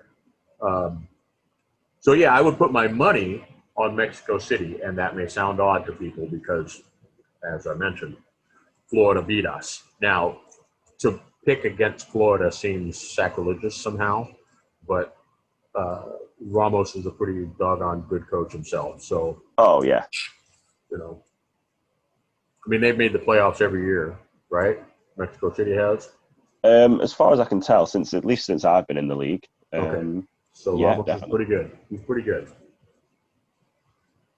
So I would say I would say Mexico City, but it feels odd saying that. But if I've got to pick one or the other of those two teams. I'm going to include Lone Star, obviously, because I'm not, I've got no loyalties other than Right. really, getting on with Coach so well and having a tolerance of Dave Axis. Right. Which is a lot. That says a lot. Oh yeah, many are allergic to that man. I think from those three, I mean, at the start, if you would have asked me at the start of the season, I would have said Florida. Mm-hmm. Mexico City, I can never count them out because of Ramos. Mm-hmm. Whether we agree with the way that their roster was built over the draft or not, I don't. On the field, that doesn't necessarily matter too much. No. It might be a nightmare in the locker room. I don't know. I'm not in the locker room, so I wouldn't be able to tell you. But the on the field production that Ramos can produce it's some of the best in the league. They're always there or thereabouts. Mm-hmm. Lone Star are coming in. Lone Star are probably in the best form out of the three. Lone Star you guys seem to have found a way of just winning games. It sounds stupid, doesn't it? But you just found a way of winning games, and I think you're winning important games as well. Mm-hmm. You're going to need to carry on considering you've got two road games, against a road game against anyone in the SFL is hard. Right. I think QCC is a huge game. I do too, and again, they've been a pain in my sims. So I think that's a huge game. I think you can beat Tulsa. I know Tulsa beat Vegas earlier in the season, but our offense was nowhere to be seen that game, and they, even with all that, Tulsa only scored 16 points against us. And I think you can go to Chicago and win. I think unless Chicago figures something out by that point, I think you've got the beatings of the Wildcats. So Florida are at home to Jacksonville, at Charleston, then are at home to Louisiana. That is horrible. That's a tough schedule. That's very tough. Mm-hmm. That is, because obviously Jacksonville and Louisiana, they are both at home, but it's Jacksonville and Louisiana. Mm-hmm. And then they've got to travel to Charleston, Charleston are one of those teams that they, again, like we always say, they are so much better than their record suggests. Mm-hmm. And the fact that they've got something to play for is amazing, considering how hard their schedule's been. Mm-hmm. Florida, I don't know. Do I see them winning? In theory, they need to win at least one of those games. I think they can. They have the ability, and obviously they've got the coach in Max Paul. Is a legendary coach. Right. But the fact that they can't get Doyle going at the best of times, let alone against those three teams. We have, if you say Doyle had his best game, they played against Portland. No disrespect, but right. if you're going to have your best game against someone, it's probably going to be Portland. Right. I think out of these three teams, Mexico City travel to Tulsa, and then they've got Queen City and Vegas at home. I think out of those three, Lone Star have got the best chance. I hope so. Obviously, you can't really weigh in on that without any bias, but yeah. To me, Lone Star have got the best chance. Trying to be objective and looking at the schedule, yes, I feel like we have the best chance. Does that mean it's a shoe-in? Absolutely not. But we've got. Two of our opponents are under 500, so that and that's not the case for the other two teams. So I feel. What else am I going to say? Yes. Well, to be fair, actually, all of Mexico City's opponents are under 500. That's right, because they play Tulsa. I know they play the same. And yeah. Okay.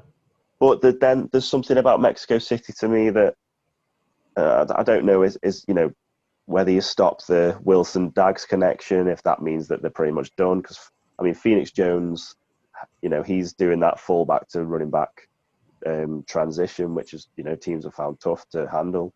Mm-hmm. I don't know if they're gonna. I'd like to think that we'd beat them just because I'm from Vegas, but I don't know. I'd say Lone Star, then Mexico City, then Florida. Yeah, that Florida schedule tough. Well, and Mexico City is interesting. I think Phoenix can run the ball against us. Now, we went into the game. We were like, okay, Dags is going to get his yards. We're not going to freak out about that. We're going to try and keep him out of the end zone. We kept him out of the end zone. He still had 160 yards against us. Yeah. We didn't worry a whole lot about the running game. And when they ran, they were successful. I feel like Phoenix is coming into his own a little bit, and there's an opportunity there to get a few more yards out of him. So, who knows? But, I want to see Dags have the epic tight end season for all time, and so just keep throwing it to Dags. Just keep throwing it to Dags. I'm with that. Oh, the man's playing like he's possessed. Yeah. Like he's got some voodoo action going on from somewhere. I'm just hoping to get my tight end to be the second tight end in the All-Star game for the West. That would be pretty cool. I think you got some competition from James Matthew Jr. and Queen City, though. Mm-hmm. Yeah, but I think they'd be in the East probably. So fingers crossed. Ah, yeah, good point. Fingers crossed.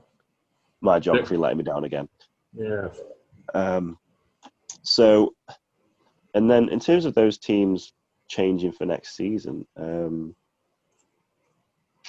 mean, obviously you can speak for Lone Star, but Mexico City,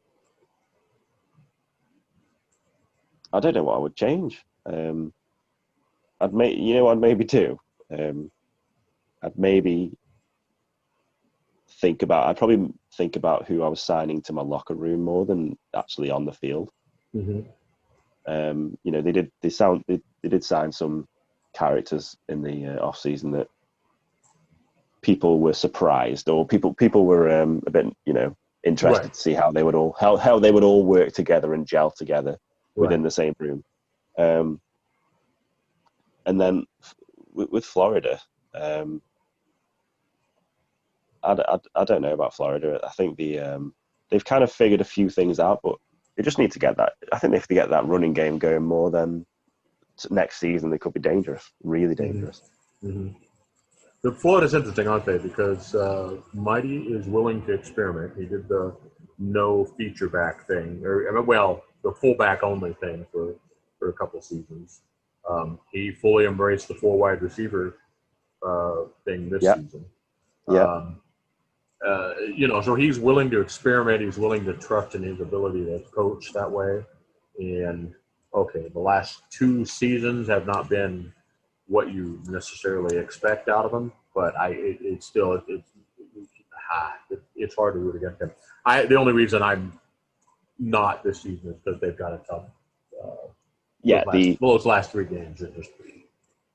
Those last 3 games are the main reason that I'm not picking them to make the playoffs over Lone Star or Mexico City. Yeah, if they do, if they ran the table, then you're looking at them in the light of ooh, yikes. Maybe that's a team. If they did win those 3 games and prove me wrong, then I'd be thinking, if I was another team in the playoffs, I would not want to face Florida. Oh no, yeah, I'd be going son of a. I wouldn't be looking forward to that. I'm going to slip up and say that one of these times. I don't want to say that on air. Anyway. Coach, I'd just rather not. The amount of times I nearly swear is ridiculous. And I'm good at not swearing, considering I actually teach schools. Yeah. We actually, this is quite a bit of a digression, but if people wonder what what teachers talk about in the staff room, today there was a conversation where someone brought up the idea that every teacher should in their career get 1 chance to punch a child. Of a certain age, and they get to pick one, and then that should be allowed, and then that they've done. Then if anything else happened, they would be fired immediately and probably sent to prison. Right. But every teacher should be able to pick 1 child that has annoyed them so much that they would happily. I mean, because I'm not being funny, Coach. There are children that do. You Yeah. almost feel like they deserve such treatment, and it was such a funny conversation to have. Just so you'd think that people would sort of recoil in horror at the idea of that, but people were genuinely thinking for 5 minutes about which child they would choose. Oh Some yeah. people made a list. It was a serious business. Hey, it's a coping mechanism. I've worked in schools a lot of my lifetime too. It's a Yeah, coping mechanism. You just kind of go there so that it doesn't actually happen. It's funny you brought that up, and I was remembering a staff email that went around from our dean of students that said, "Word has it that so and so are going to have a fight." And then the next line says, "As much fun as it would be to watch these two idiots slap the crap out of each other." He didn't say crap. Just be on the lookout for it. We can't let this happen. So everyone on there said, and I think at least 3/4 of the staff said, "Okay, I guess if you're telling me I need to stop it, I guess I will." I mean, all of us were just like, "No, I actually kind of want to watch you two slap each other up." Who's bringing the popcorn? Right, exactly. The reason this conversation came about was because it was a boy who's left out. So our school goes up to 12-year-olds. Okay. And there's a boy who's left. He's gone to high school, so he's maybe 14 now. Mm-hmm. And his mother had shared some CCTV footage of him, and it shows him. He's kind of like walking towards someone who's just a fully grown man who's just got out of the car, and he's clearly mouthing off. He's clearly shouting something at him, Mm-hmm. and thinking that his age will protect him in the real world. And anyway, this on the footage, this guy gets out of his car and pushes him, and he must have flown at least 5 feet. And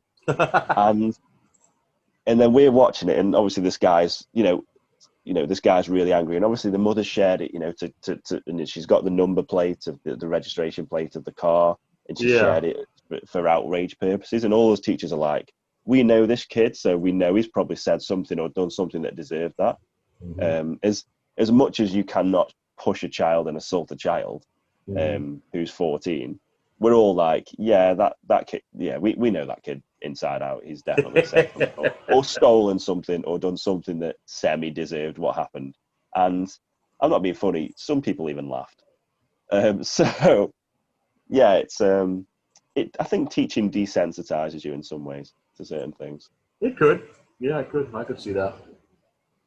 Anyway, enough about child abuse. Enough about child abuse. It's got a bit heavy. Let's get back to the list of teams. And my days, we have so many 4 and 5 teams. It's not even worth counting. I mean, there's so many. It's half the league almost. Oh yeah. Which is credit where credit's due. It's a testament to how competitive this league is. Yes. If we had like 5 or 6 teams hovering around 6, 7, 8 wins, or 7 or 8 wins, and then like 5 teams with 2 or 3 wins, that's not anything. That's you don't want that. So yeah. As much as it makes you pull your hair out sometimes trying to sort it all out, this is better. So I know I put you on the spot with the Jacksonville question, which was unfair. Hazard a guess at how many 4 and 5 teams there are. 9, 11. 9, 11? No. That was 2. What did you say? That was 2 guesses. I said 9, and then I thought, no, it's 11. I feel like I heard this number. It's 11. You need to stick with your gut feelings because it's 9. It was 9? Okay. Well, it is 9. I was getting ready to jump for joy and say you've redeemed yourself after the Jacksonville debacle, but well, at least I didn't say it like 14 or something completely off there. Okay, so 9. Okay. Yeah. So obviously we've talked about Arizona and Atlanta already. Yeah. So we've got. Well, shall we go in 3s? What's that? Shall we just go in threes through the teams? Yeah. Let's do that. So we've got all the C's. We've got Carolina, Charleston, and Chicago. We've talked about Chicago already, so we'll talk about Carolina and Charleston. Okay. Carolina, to me, Charleston are much more convincing than Carolina are right now. Yes. I think that it's weirdly it's one of those situations where I'm impressed with Charleston for being 4-5, judging on their schedule, and Carolina, I didn't even think they had 4 wins. So it kind of shows to me that Charleston would be more playoff ready than Carolina are. Right. Well, and the other little wrinkle in that is who's Carolina's first win? It's Charleston. So you're kind of like, okay. You're like, But yeah, that was week 1 though. Week 1, yeah, and that's the game I think that Swearingen had like 86 catches in one game or something like that. Obviously, that's a slight exaggeration, but they just like check down after check down after check down to him. That was an interesting game. Well, I mean, Carolina loved to check down to Logan Jack. Logan Jack, that's the one I meant. See, I knew I got somebody messed up. Logan Jack. Okay, I get you. Yeah. That's why I paused. Yeah. I knew when I said Swearingen it wasn't right because he's Charleston. Yes. Yeah, Logan Jack. But anyway, Carolina won that first game, which is weird. And you know what's funny? Look at how that changes the narrative a little bit on Charleston. Yeah. They win that game, and it's 4-5, and they're like, well, they've had a brutal schedule. Nobody's like kind of, or not. They'd be 5-4 at that point, wouldn't they? Yeah. And you're like, well, oh, yeah, Charleston's still tough. They've had a tough schedule. You wouldn't really be like kind of discounting them if that game changes. So. I think so. If we look at the last 3 games for both teams, Carolina traveled to Houston, who surprised me against London. They travel to Vancouver, and they then have a home game against London. So, to me, I can see them winning one of those games, but by the time they get to London at home, it might be too late. Right. Considering they may have to win out, because even if they go 6-6, I don't think their strength of victory will be strong enough to get them into the playoffs against other 6-6 teams. So, kind of see them winning all 3 of those games. I can see them running every team close. I can even see them maybe winning 2 of those games, but I can't see them winning all 3. Yeah. That seems like a really tall order. Yeah. Charleston, they travel to Portland, and I have Charleston in the survivor pool this week, so they better win that game. Florida, they've then got Florida at home, which could be a huge game for both teams. That could be a huge game for both of those teams. And then they travel to Jacksonville, which, again, I could see Charleston winning 2 of those games and going 6-6, but the difference is because of their strength of schedule and the strength of victory, that could go in their favor, and they could squeak into maybe the 11th or 10th spot in the playoffs. And then when they get to that 11th and 10th spot, I can see Charleston actually maybe being the team that causes the upsets. A 6-6 Charleston to me trumps, and I think Cam said exactly this the other day. A 6-6 Charleston team trumps almost everybody else at 6-6. I think. Yeah, I'd say so. That's so. Yeah. Next, we have Houston and Vegas. Okay. So, Houston seem very kind of unpredictable to me. Yes, you have. I mean, obviously they played us like really well. I think we made some tactical errors against them that made that look worse, but still, they look really good. They look really good against London, who had played well for 2 weeks. But then they'll have losses sometimes. Again, going back to Cam said something about this on Dave's show last night. He said that when Warren Murray is there, they are amazing. And when Warren Murray is not so much there, they are not. And you have been on the Warren Murray PR team for a while now, Yes. For good reason. He is a heck of a running back. It is interesting how he will just disappear sometimes. I don't know what. I probably haven't watched them closely enough to get a read on what they're doing on their playbooks, other than when I was scouting to play them. Since then,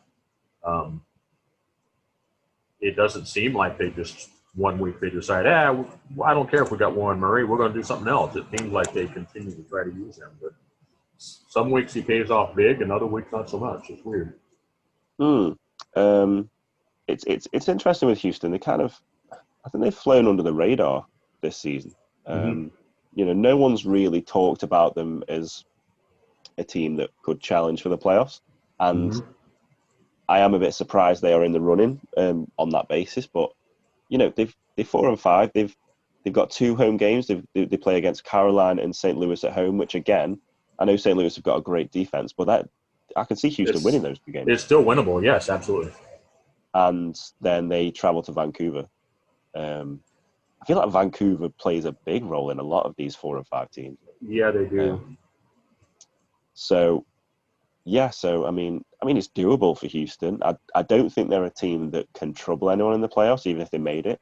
I don't think their road record isn't great. I think they obviously beat London this week on the road, but I think before that they didn't have any road wins.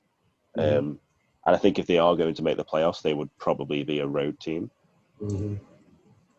So I think Houston are a bit of an even split whether they do make the playoffs. And I think, to be honest, I think if they made the playoffs, if I was Houston's management, I'd think that's a great season, considering where they were predicted to be. I think they were predicted to be quite a bit of a sort of 3-9, 4-8 kind of team. Agreed. Yeah.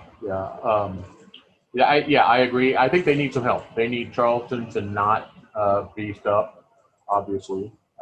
They need, because you might be looking at a 6-6 for Houston, and so they need Charleston to not do well. They need a couple things to happen.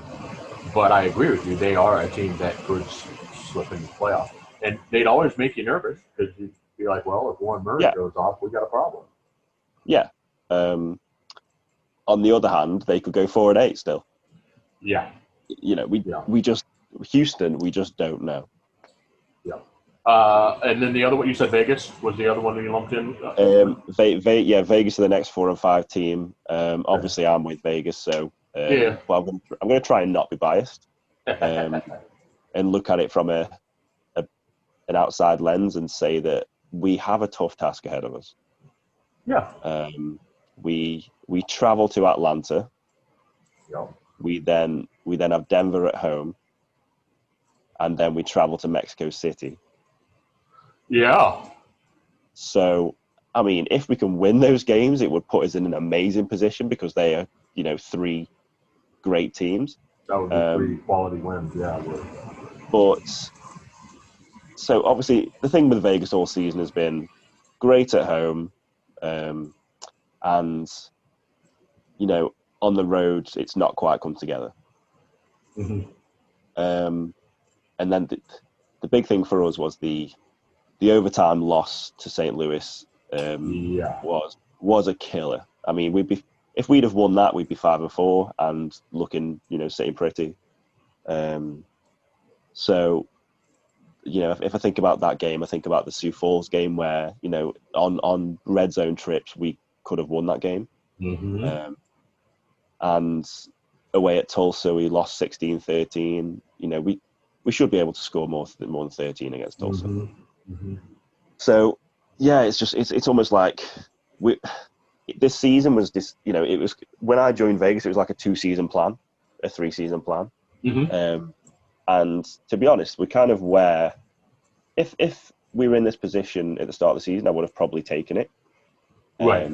Because we're at the end of the season, we're in with a shout to the playoffs with a young team with a lot of rookies.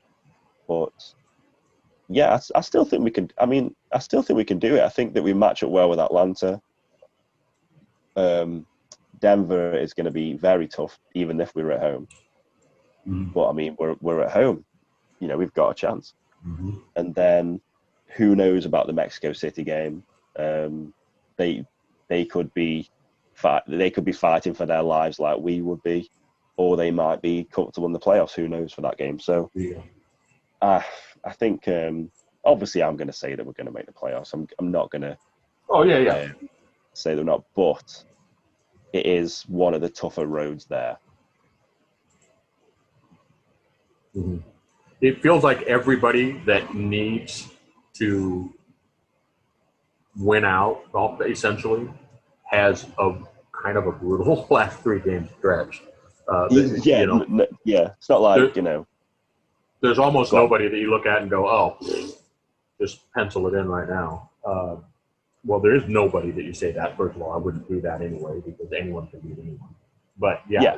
Everybody's got, there's going to be some eyebrow-raising wins along the way for every team that needs to do that. Yes. And, I mean, speaking of that, the last 4 and 5 teams are St. Louis and Vancouver. And St. Louis are at home to London.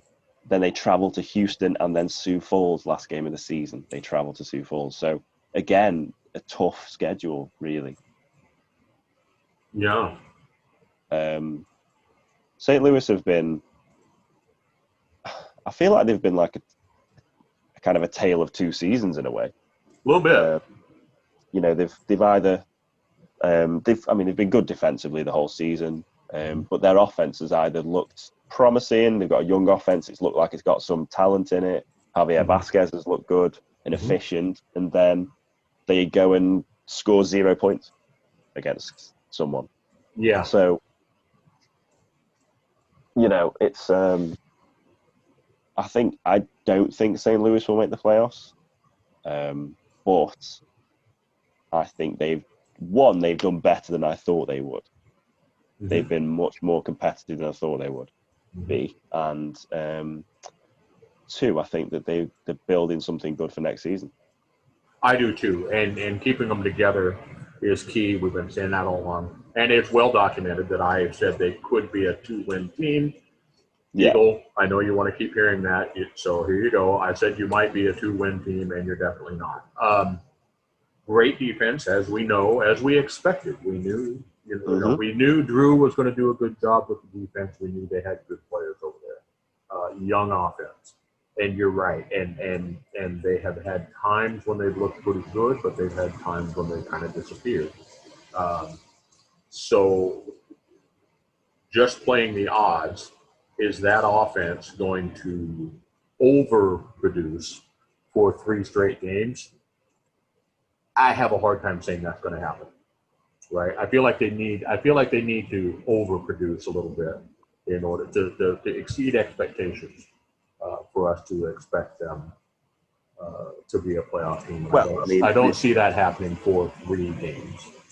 If we look at the history of the last 2 games, I mean, they, in comparison to their normal sort of output, they overproduced against us, which got them the overtime win. But then the next week, again, it's against Baltimore, but it's at home, and they scored 7. Against a Baltimore defense which hasn't been, top tier this season. So, I can't. I'm with you. I cannot see them outproducing the teams that they. At least I can't see them winning at Sioux Falls, and even at Houston. If Houston can get Murray rolling, then they will score points, and obviously that will then. St. Louis will struggle to go point for point with Houston. Yeah. I feel like they need 28 points a game over the last 2 games, and I don't think they can do it. No. Vancouver, who I feel like Vancouver have come up a lot. We haven't even spoke about them properly, but they've come up a lot tonight. They're in there in almost everybody's story. Vancouver is lurking in that story.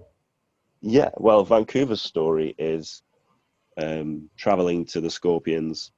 Then they have 2 home games against Carolina and Houston. And if they can beat Arizona in Arizona, I think, you can't book the ticket just yet, but, home again, the last 2 games at home against Carolina and Houston, if they can beat Arizona, then I would be feeling so confident as a member of the Legion if they did that.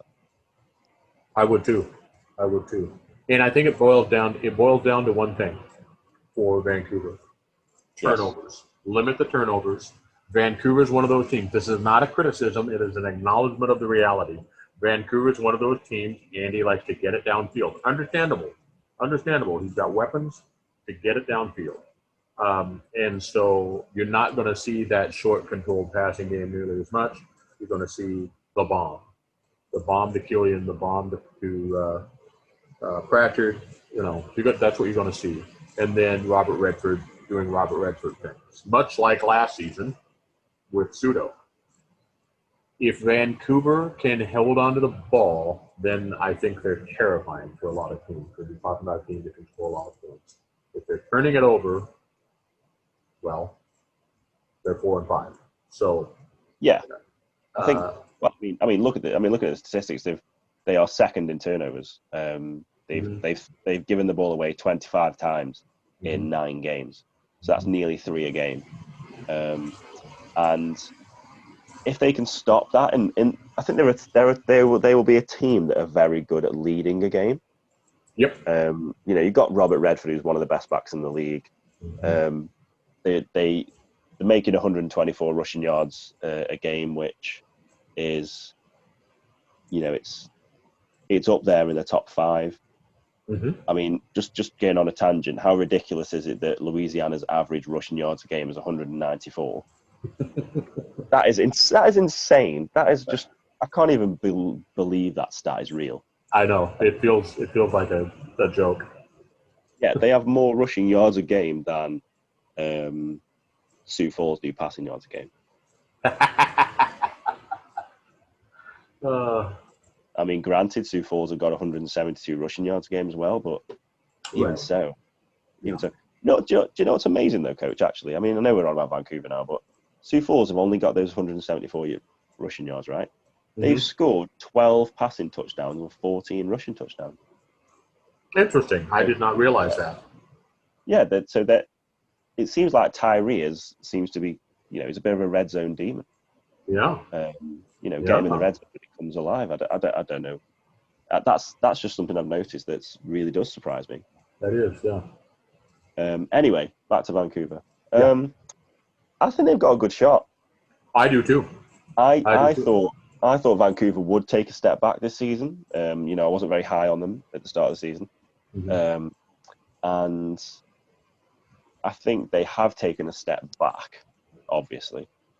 But having said that, they are still a good team, and I think they are a team that could be dangerous in the playoffs. So yeah, I can see them. I can see them making the playoffs. I could even see them going 7-5. I can't say that they definitely won't beat Arizona. I think that'll be a close game in Arizona. Right. Well, having 2 home games sure helps. And, against Carolina and Houston. So is it Carolina and Houston? Yeah. So I think they're, as the 4 and 5 teams go, they're in one of the strongest positions to make it to the playoffs. And then if they do that 7-5, we went 8-4 last year. We had kind of a little bit of a late season, mid-season swoon, and went 8-4. Then that's not much of a step back when you look at the record, overall record. I think it's an interesting one, isn't it? Where the final 3 games, it kind of would put a bit of a cherry on top of a season that hasn't seemed that great. It kind of like adds a bit of I don't know what the word would be, but it just makes it seem better than it actually is. Well, some of those games were close. They played Jacksonville very close, I believe, in Jacksonville. Sioux Falls. They played. Yeah. I think actually, if I look at the schedule, they played Baltimore as well. They played Jacksonville week 1 very close. They thrashed Lone Star week 2. I didn't realize that. Sorry, Coach.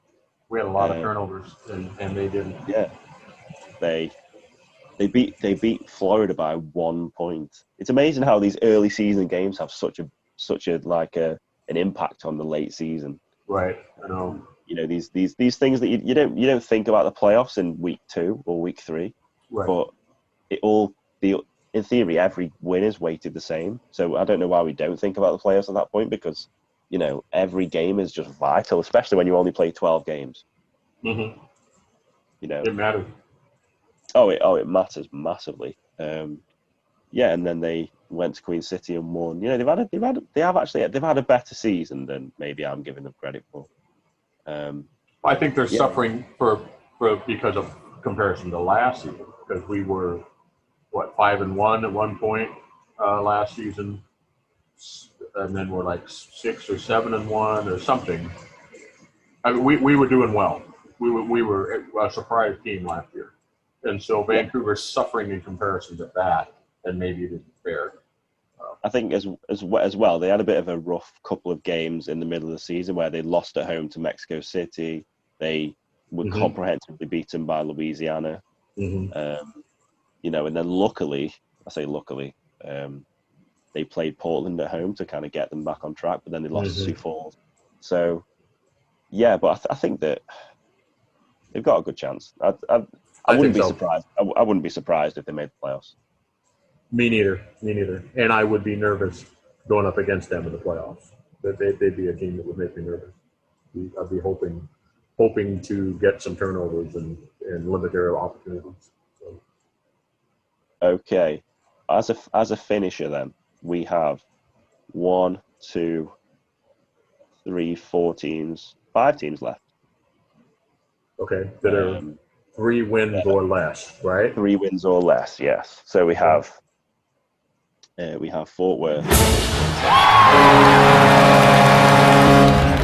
You've been listening to the Coach's Corner podcast with Coach Brian Craven, an epic Esports Radio Network exclusive. If you enjoyed today's show, tell a friend. Make sure never to miss an episode by subscribing to Epic Esports on YouTube or downloading on Spotify. Follow us on Twitter and Instagram, and be sure to enable all notifications so you never miss our newest content. Thank you for listening. Disappointing season. Disappointing? Yeah, disappointing. I mean, I know we've got 3 games left, but so far, who's had the most disappointing season? So we'll look Tulsa, Fort Worth, Tulsa, London. Fort Worth, and Queen City are 3-6. London are 2-7, and Portland are 1-8. I'm going to go with. Well, I'm going to go with Tulsa.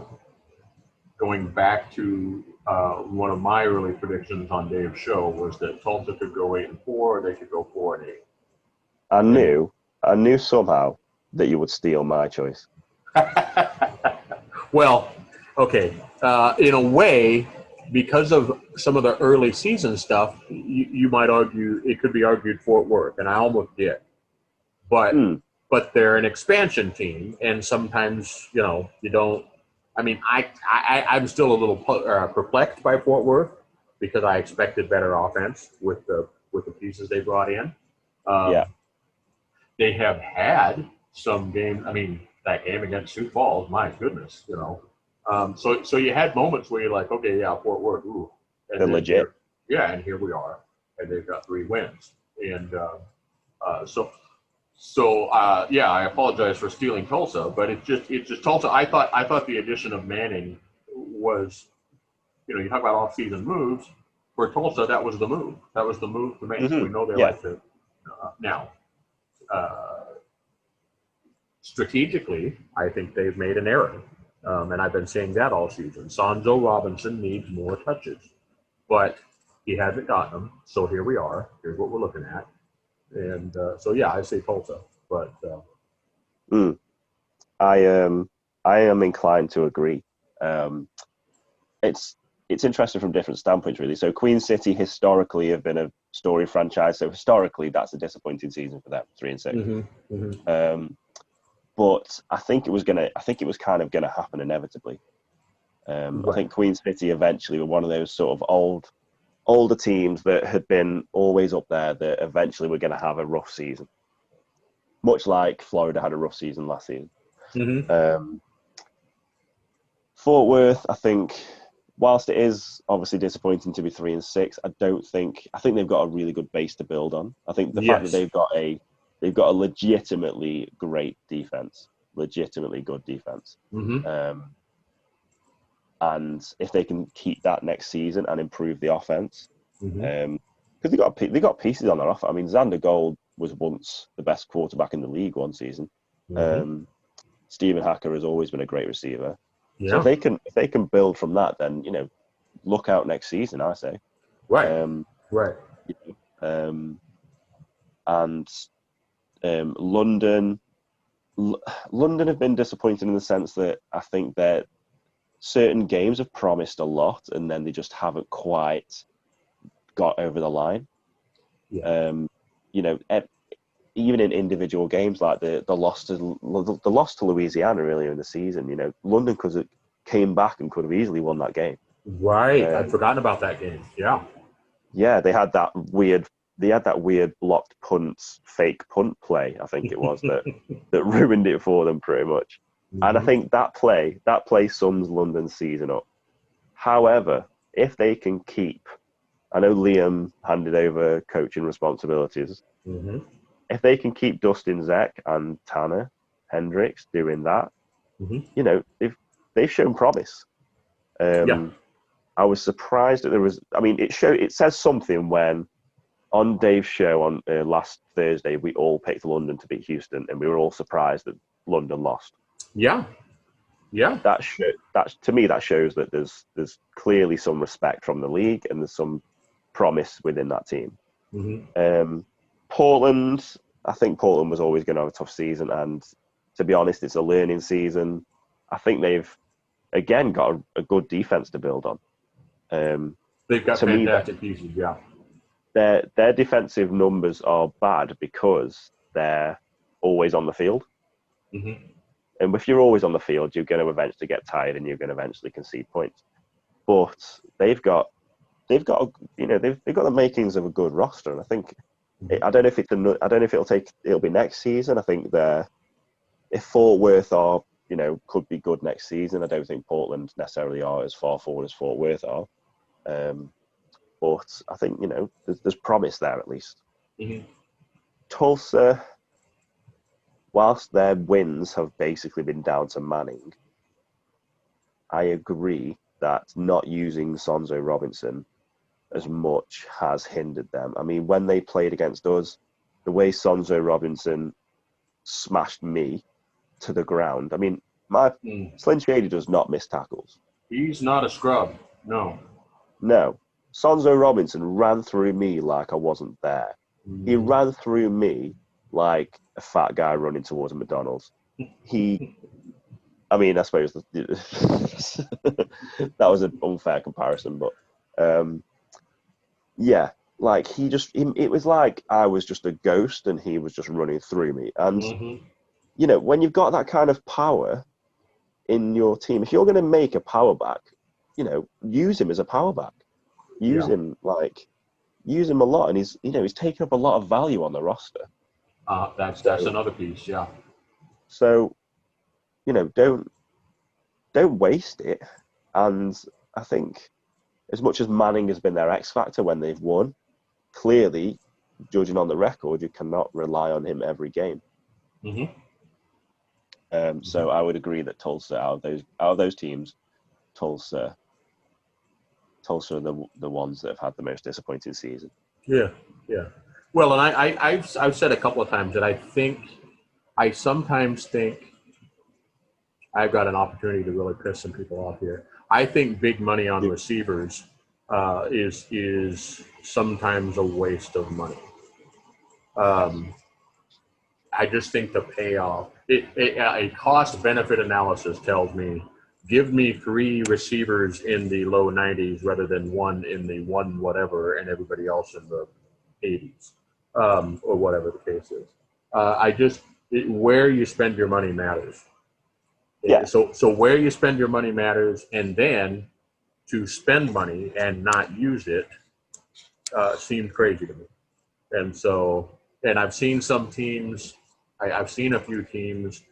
This is a struggle that Lone Stars run into when we played Florida, for example. We had Freddie Trammell on the bench a lot because of the matchups. we had Hugo on the bench a lot because of the matchup. So we were out there playing with a couple of generics because we had, we'd gone this way, this way or that way. Well, looking at some of the offenses, I see teams leaving money on the bench. They've got 3 big money receivers, but they run heavy formations a lot, and 2 of those receivers are sitting on the bench. And so I wonder a little bit about that. And then again, circling back to the subject at hand, I wonder why you're paying Sandro Robinson that much money and giving him 15, 18 touches a game, about-ish, maybe. And that to me, he's a 25 touch a game guy. And I know you've got Manning. But Manning getting kick returns. You're still going to throw the ball. Sandro Robinson's a 25 touch a game guy to me. Oh, I mean, just look at the stats. Sandro Robinson has. Let me look. Sandro Robinson has carried the ball 178 times. That's 100 less than Reggie Streeter. You know what I mean? We're not saying he's Reggie Streeter, but no, but if he's not John Truzman either. Exactly. Let me look at. Truzman's not even on the screen, so I can't find him. Sorry, Truzman. But if you look at the value that they're putting into him, we say he's not Reggie Streeter. He's less than 1 point in value less than Reggie Streeter. Oh, wow. Okay. Yeah, Reggie Streeter's 113.4. Sonzo's 112.78. Sonzo's got 5 animations. He is a prototypical power back. He's got max break tackle. He will be your pat. He's got battering ram. He's got workhorse, which means that the more you use him, the better you get through the game. Yeah, that's crazy. So just to emphasize this point again, yes, Sandro Robinson needed to be used more this season. Yeah, he did. Even more so when you see that Nickens. I don't know if you said this in your when you were talking just about how many interceptions he throws. Yeah, well, and that's onto another subject entirely. I think with the way the league is developed, with the roster expansions, the stacked defenses, I'm just going to say I think some teams out there aren't trying hard enough to protect their quarterbacks. I think they need to value the ball better. There are plays you could get away with when not everybody on the other side was a star player. Yeah, and maybe there's some guys that have been in the league a little while that need to look at it with some fresh eyes.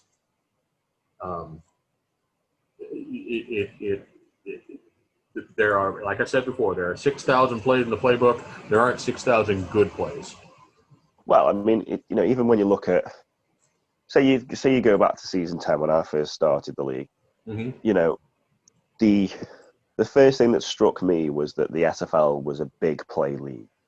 Right. For instance, when you look at Tallahassee, who had the best offense that season, they could hit Ken Gossett and Duke Wilson, who was the other receiver at the time, and they would go into games and they might be going against a team with only one star level quarterback. Right. They could afford to pass it deep against those teams, and they might get the odd interception, but more often than not, Gossett and Wilson would win those battles.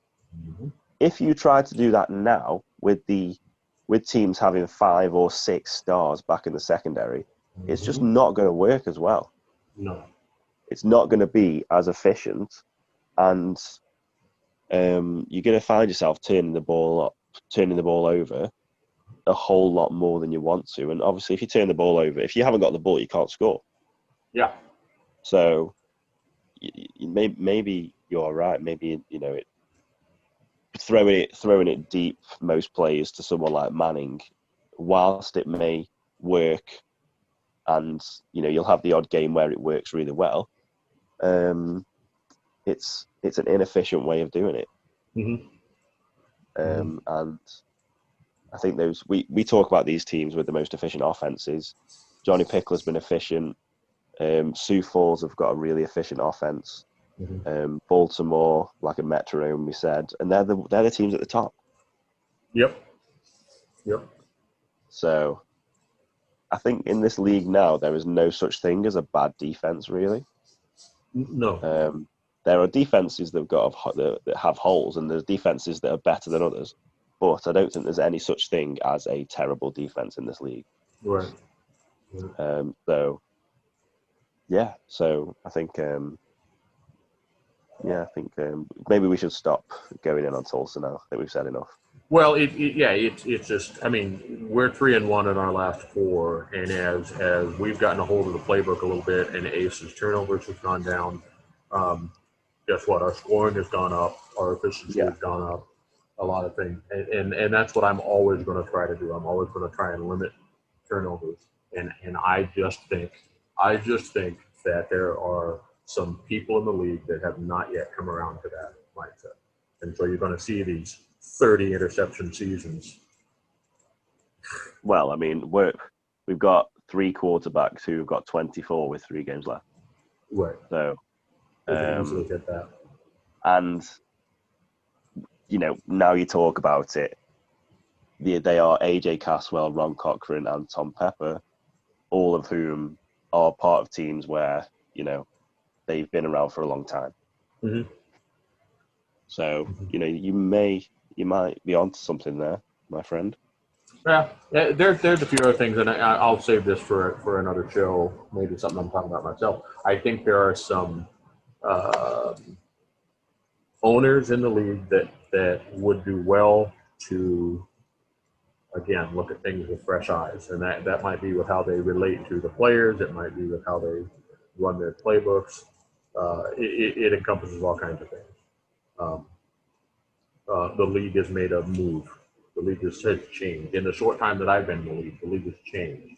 And when we went to the subscription model, it became a lot more of a business, and everybody that comes in is a customer. And I'm in danger of going into that other topic that I said I wasn't going to.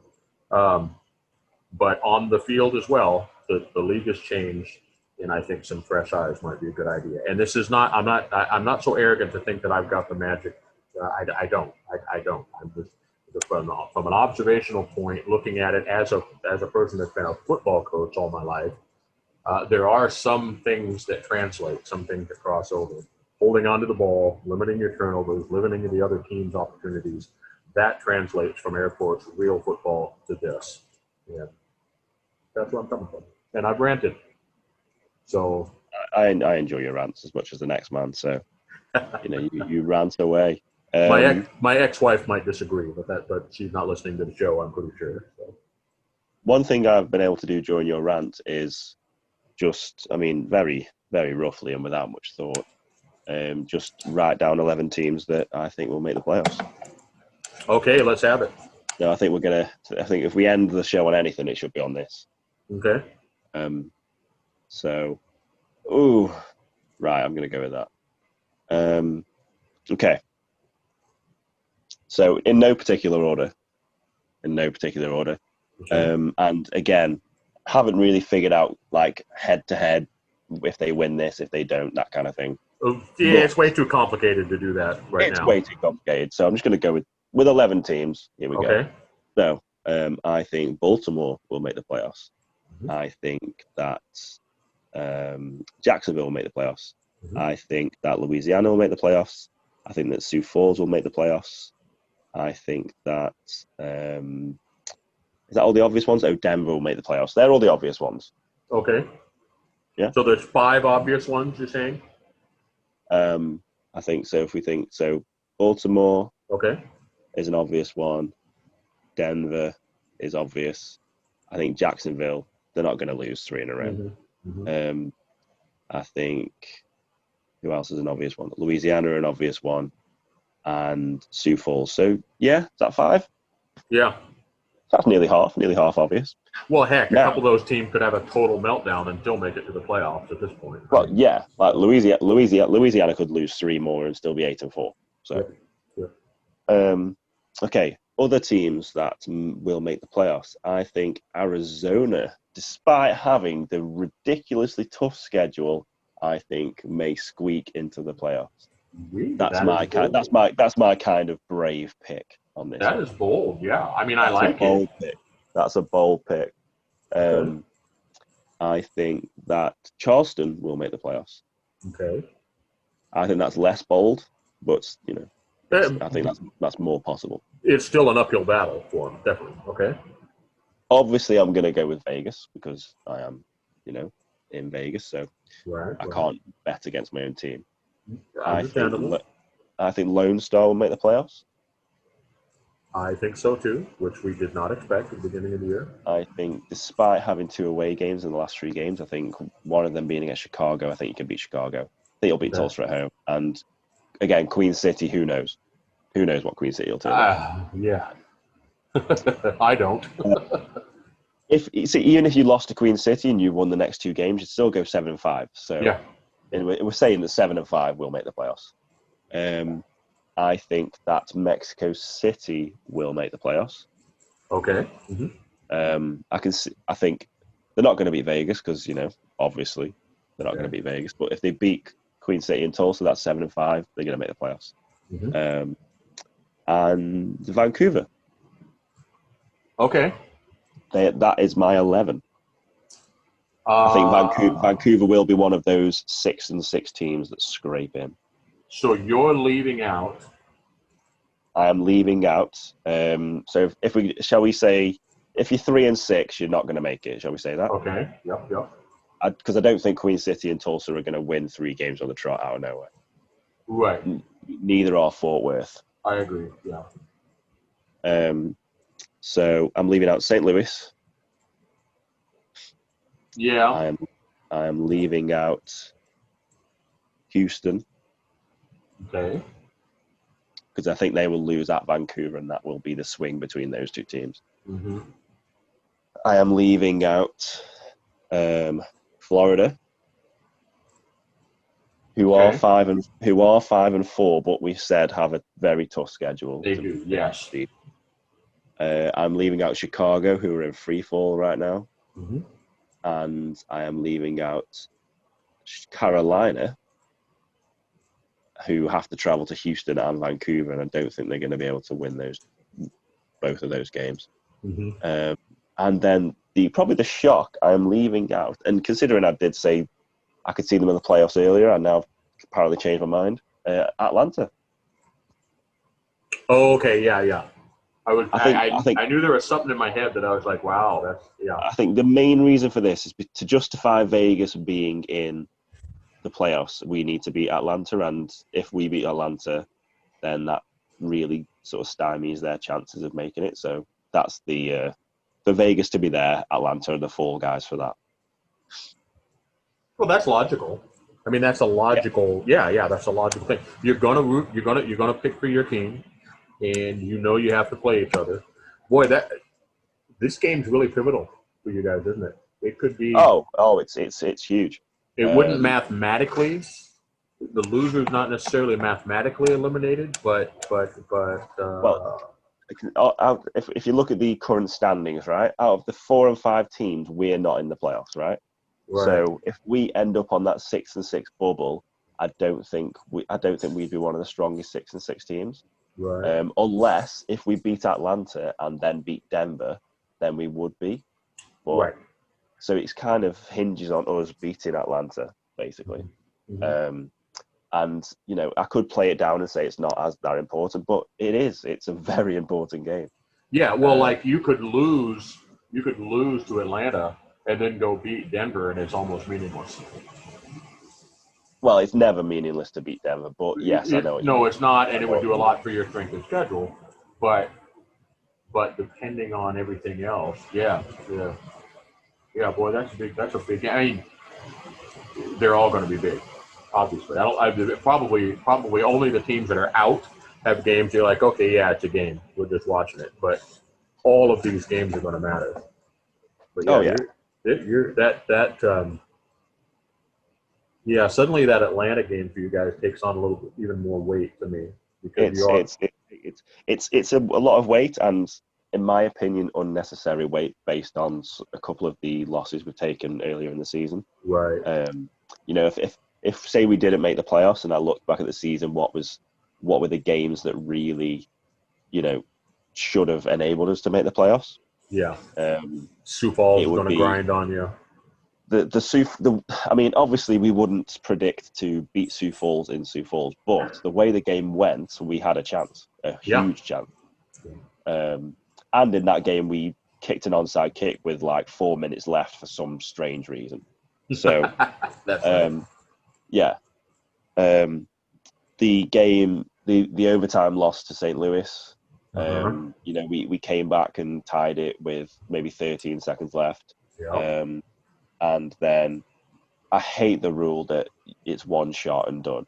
Like, I know. I hate that rule. Is that still a rule in the NFL? I don't know. No, it isn't. But it was still when that game came out.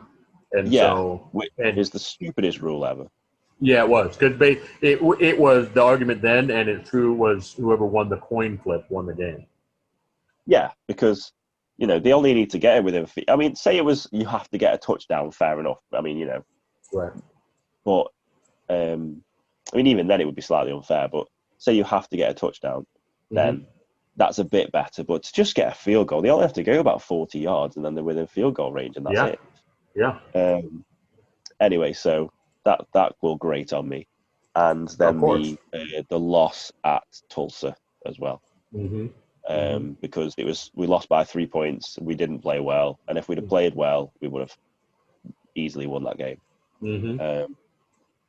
If we lose and we deserve to lose, like the Queen City game, like the Denver game, then yeah, that's fine. Yeah. But and you could argue that we deserve to lose the St. Louis game. St. Louis played a great game. But even so, it's still they will be the games that I will be having nightmares about. But yeah, so either way, as it stands, I'm still confident that we can make the playoffs. So we'll cross that bridge if we have to come to it. Well, yeah, when we're doing our after season wrap up, we can revisit those feelings. Yeah, we can definitely do that. Well, I think we've got through everyone. I feel like we did a good job. Yeah. I hope everyone's still with us. Well, I mean, they listened to the last one. I mean, some of them said they had to do it in chunks, but they did listen to the last one. So. I don't get those stats. So it'd be interesting if you could send me the official statistics on. I don't know what you can see as a content creator about how many people listen and stuff like that. So. Well, I get that. I mean, it's a little bit different now because I get, I'm with Epic Esports and they produce it on YouTube, and they tweet it out and do all that jazz. And then I took the raw files of the last one and I put them back up on Anchor where I used to publish my stuff. And so on Anchor, because it had already come out, I only had about 20 people listen to it. But I had well over 100 watch it on YouTube. And so the numbers were up a little bit. And then there were a couple other platforms that it came on. But for me, the biggest, I mean, I get DMs about just about every show. I get a few DMs. And people are like, hey, I love your show. I had to listen to it in a couple of different segments. Let's do it on my way to work, on my way home, things like that. And they'll be like, almost everybody that talks about it says the longer ones, they always listen to them, but sometimes they have to break them up into chunks. So, yeah, well, that's understandable. Absolutely. Just sit down for an hour or two or whatever and just listen to me drone on. Again, my ex-wife used to like that, but I don't know. Other people probably not. Why do I keep bringing her up? I'm not sure what's going on there. I don't know. This is not an intervention. No. Not a therapy session, Coach. No, so. I know. Maybe I need therapy. You could lie back in the horizontal position right now and we could try it, but how do you know I'm not? Good point. Very good point. I mean, you don't sound like you are. No. And I feel like that would be a bit of an uncomfortable thing to be doing for 2.5 hours. Frankly, I'd probably fall asleep too, and that wouldn't be an interesting show at all. So. Oh yeah, just me talking about teams and whilst you intermittently snore in the background. Nobody needs to hear that. No. But yeah, I think we've I feel like we've come to the end, and I think we've done a good job. Yeah, I think so. Always a good time. So I'm going to wrap it up. Everyone, thank you for listening to Coach's Corner. Friend of the show, Slinn Shady. Always a good time. And good luck and God bless, my friends.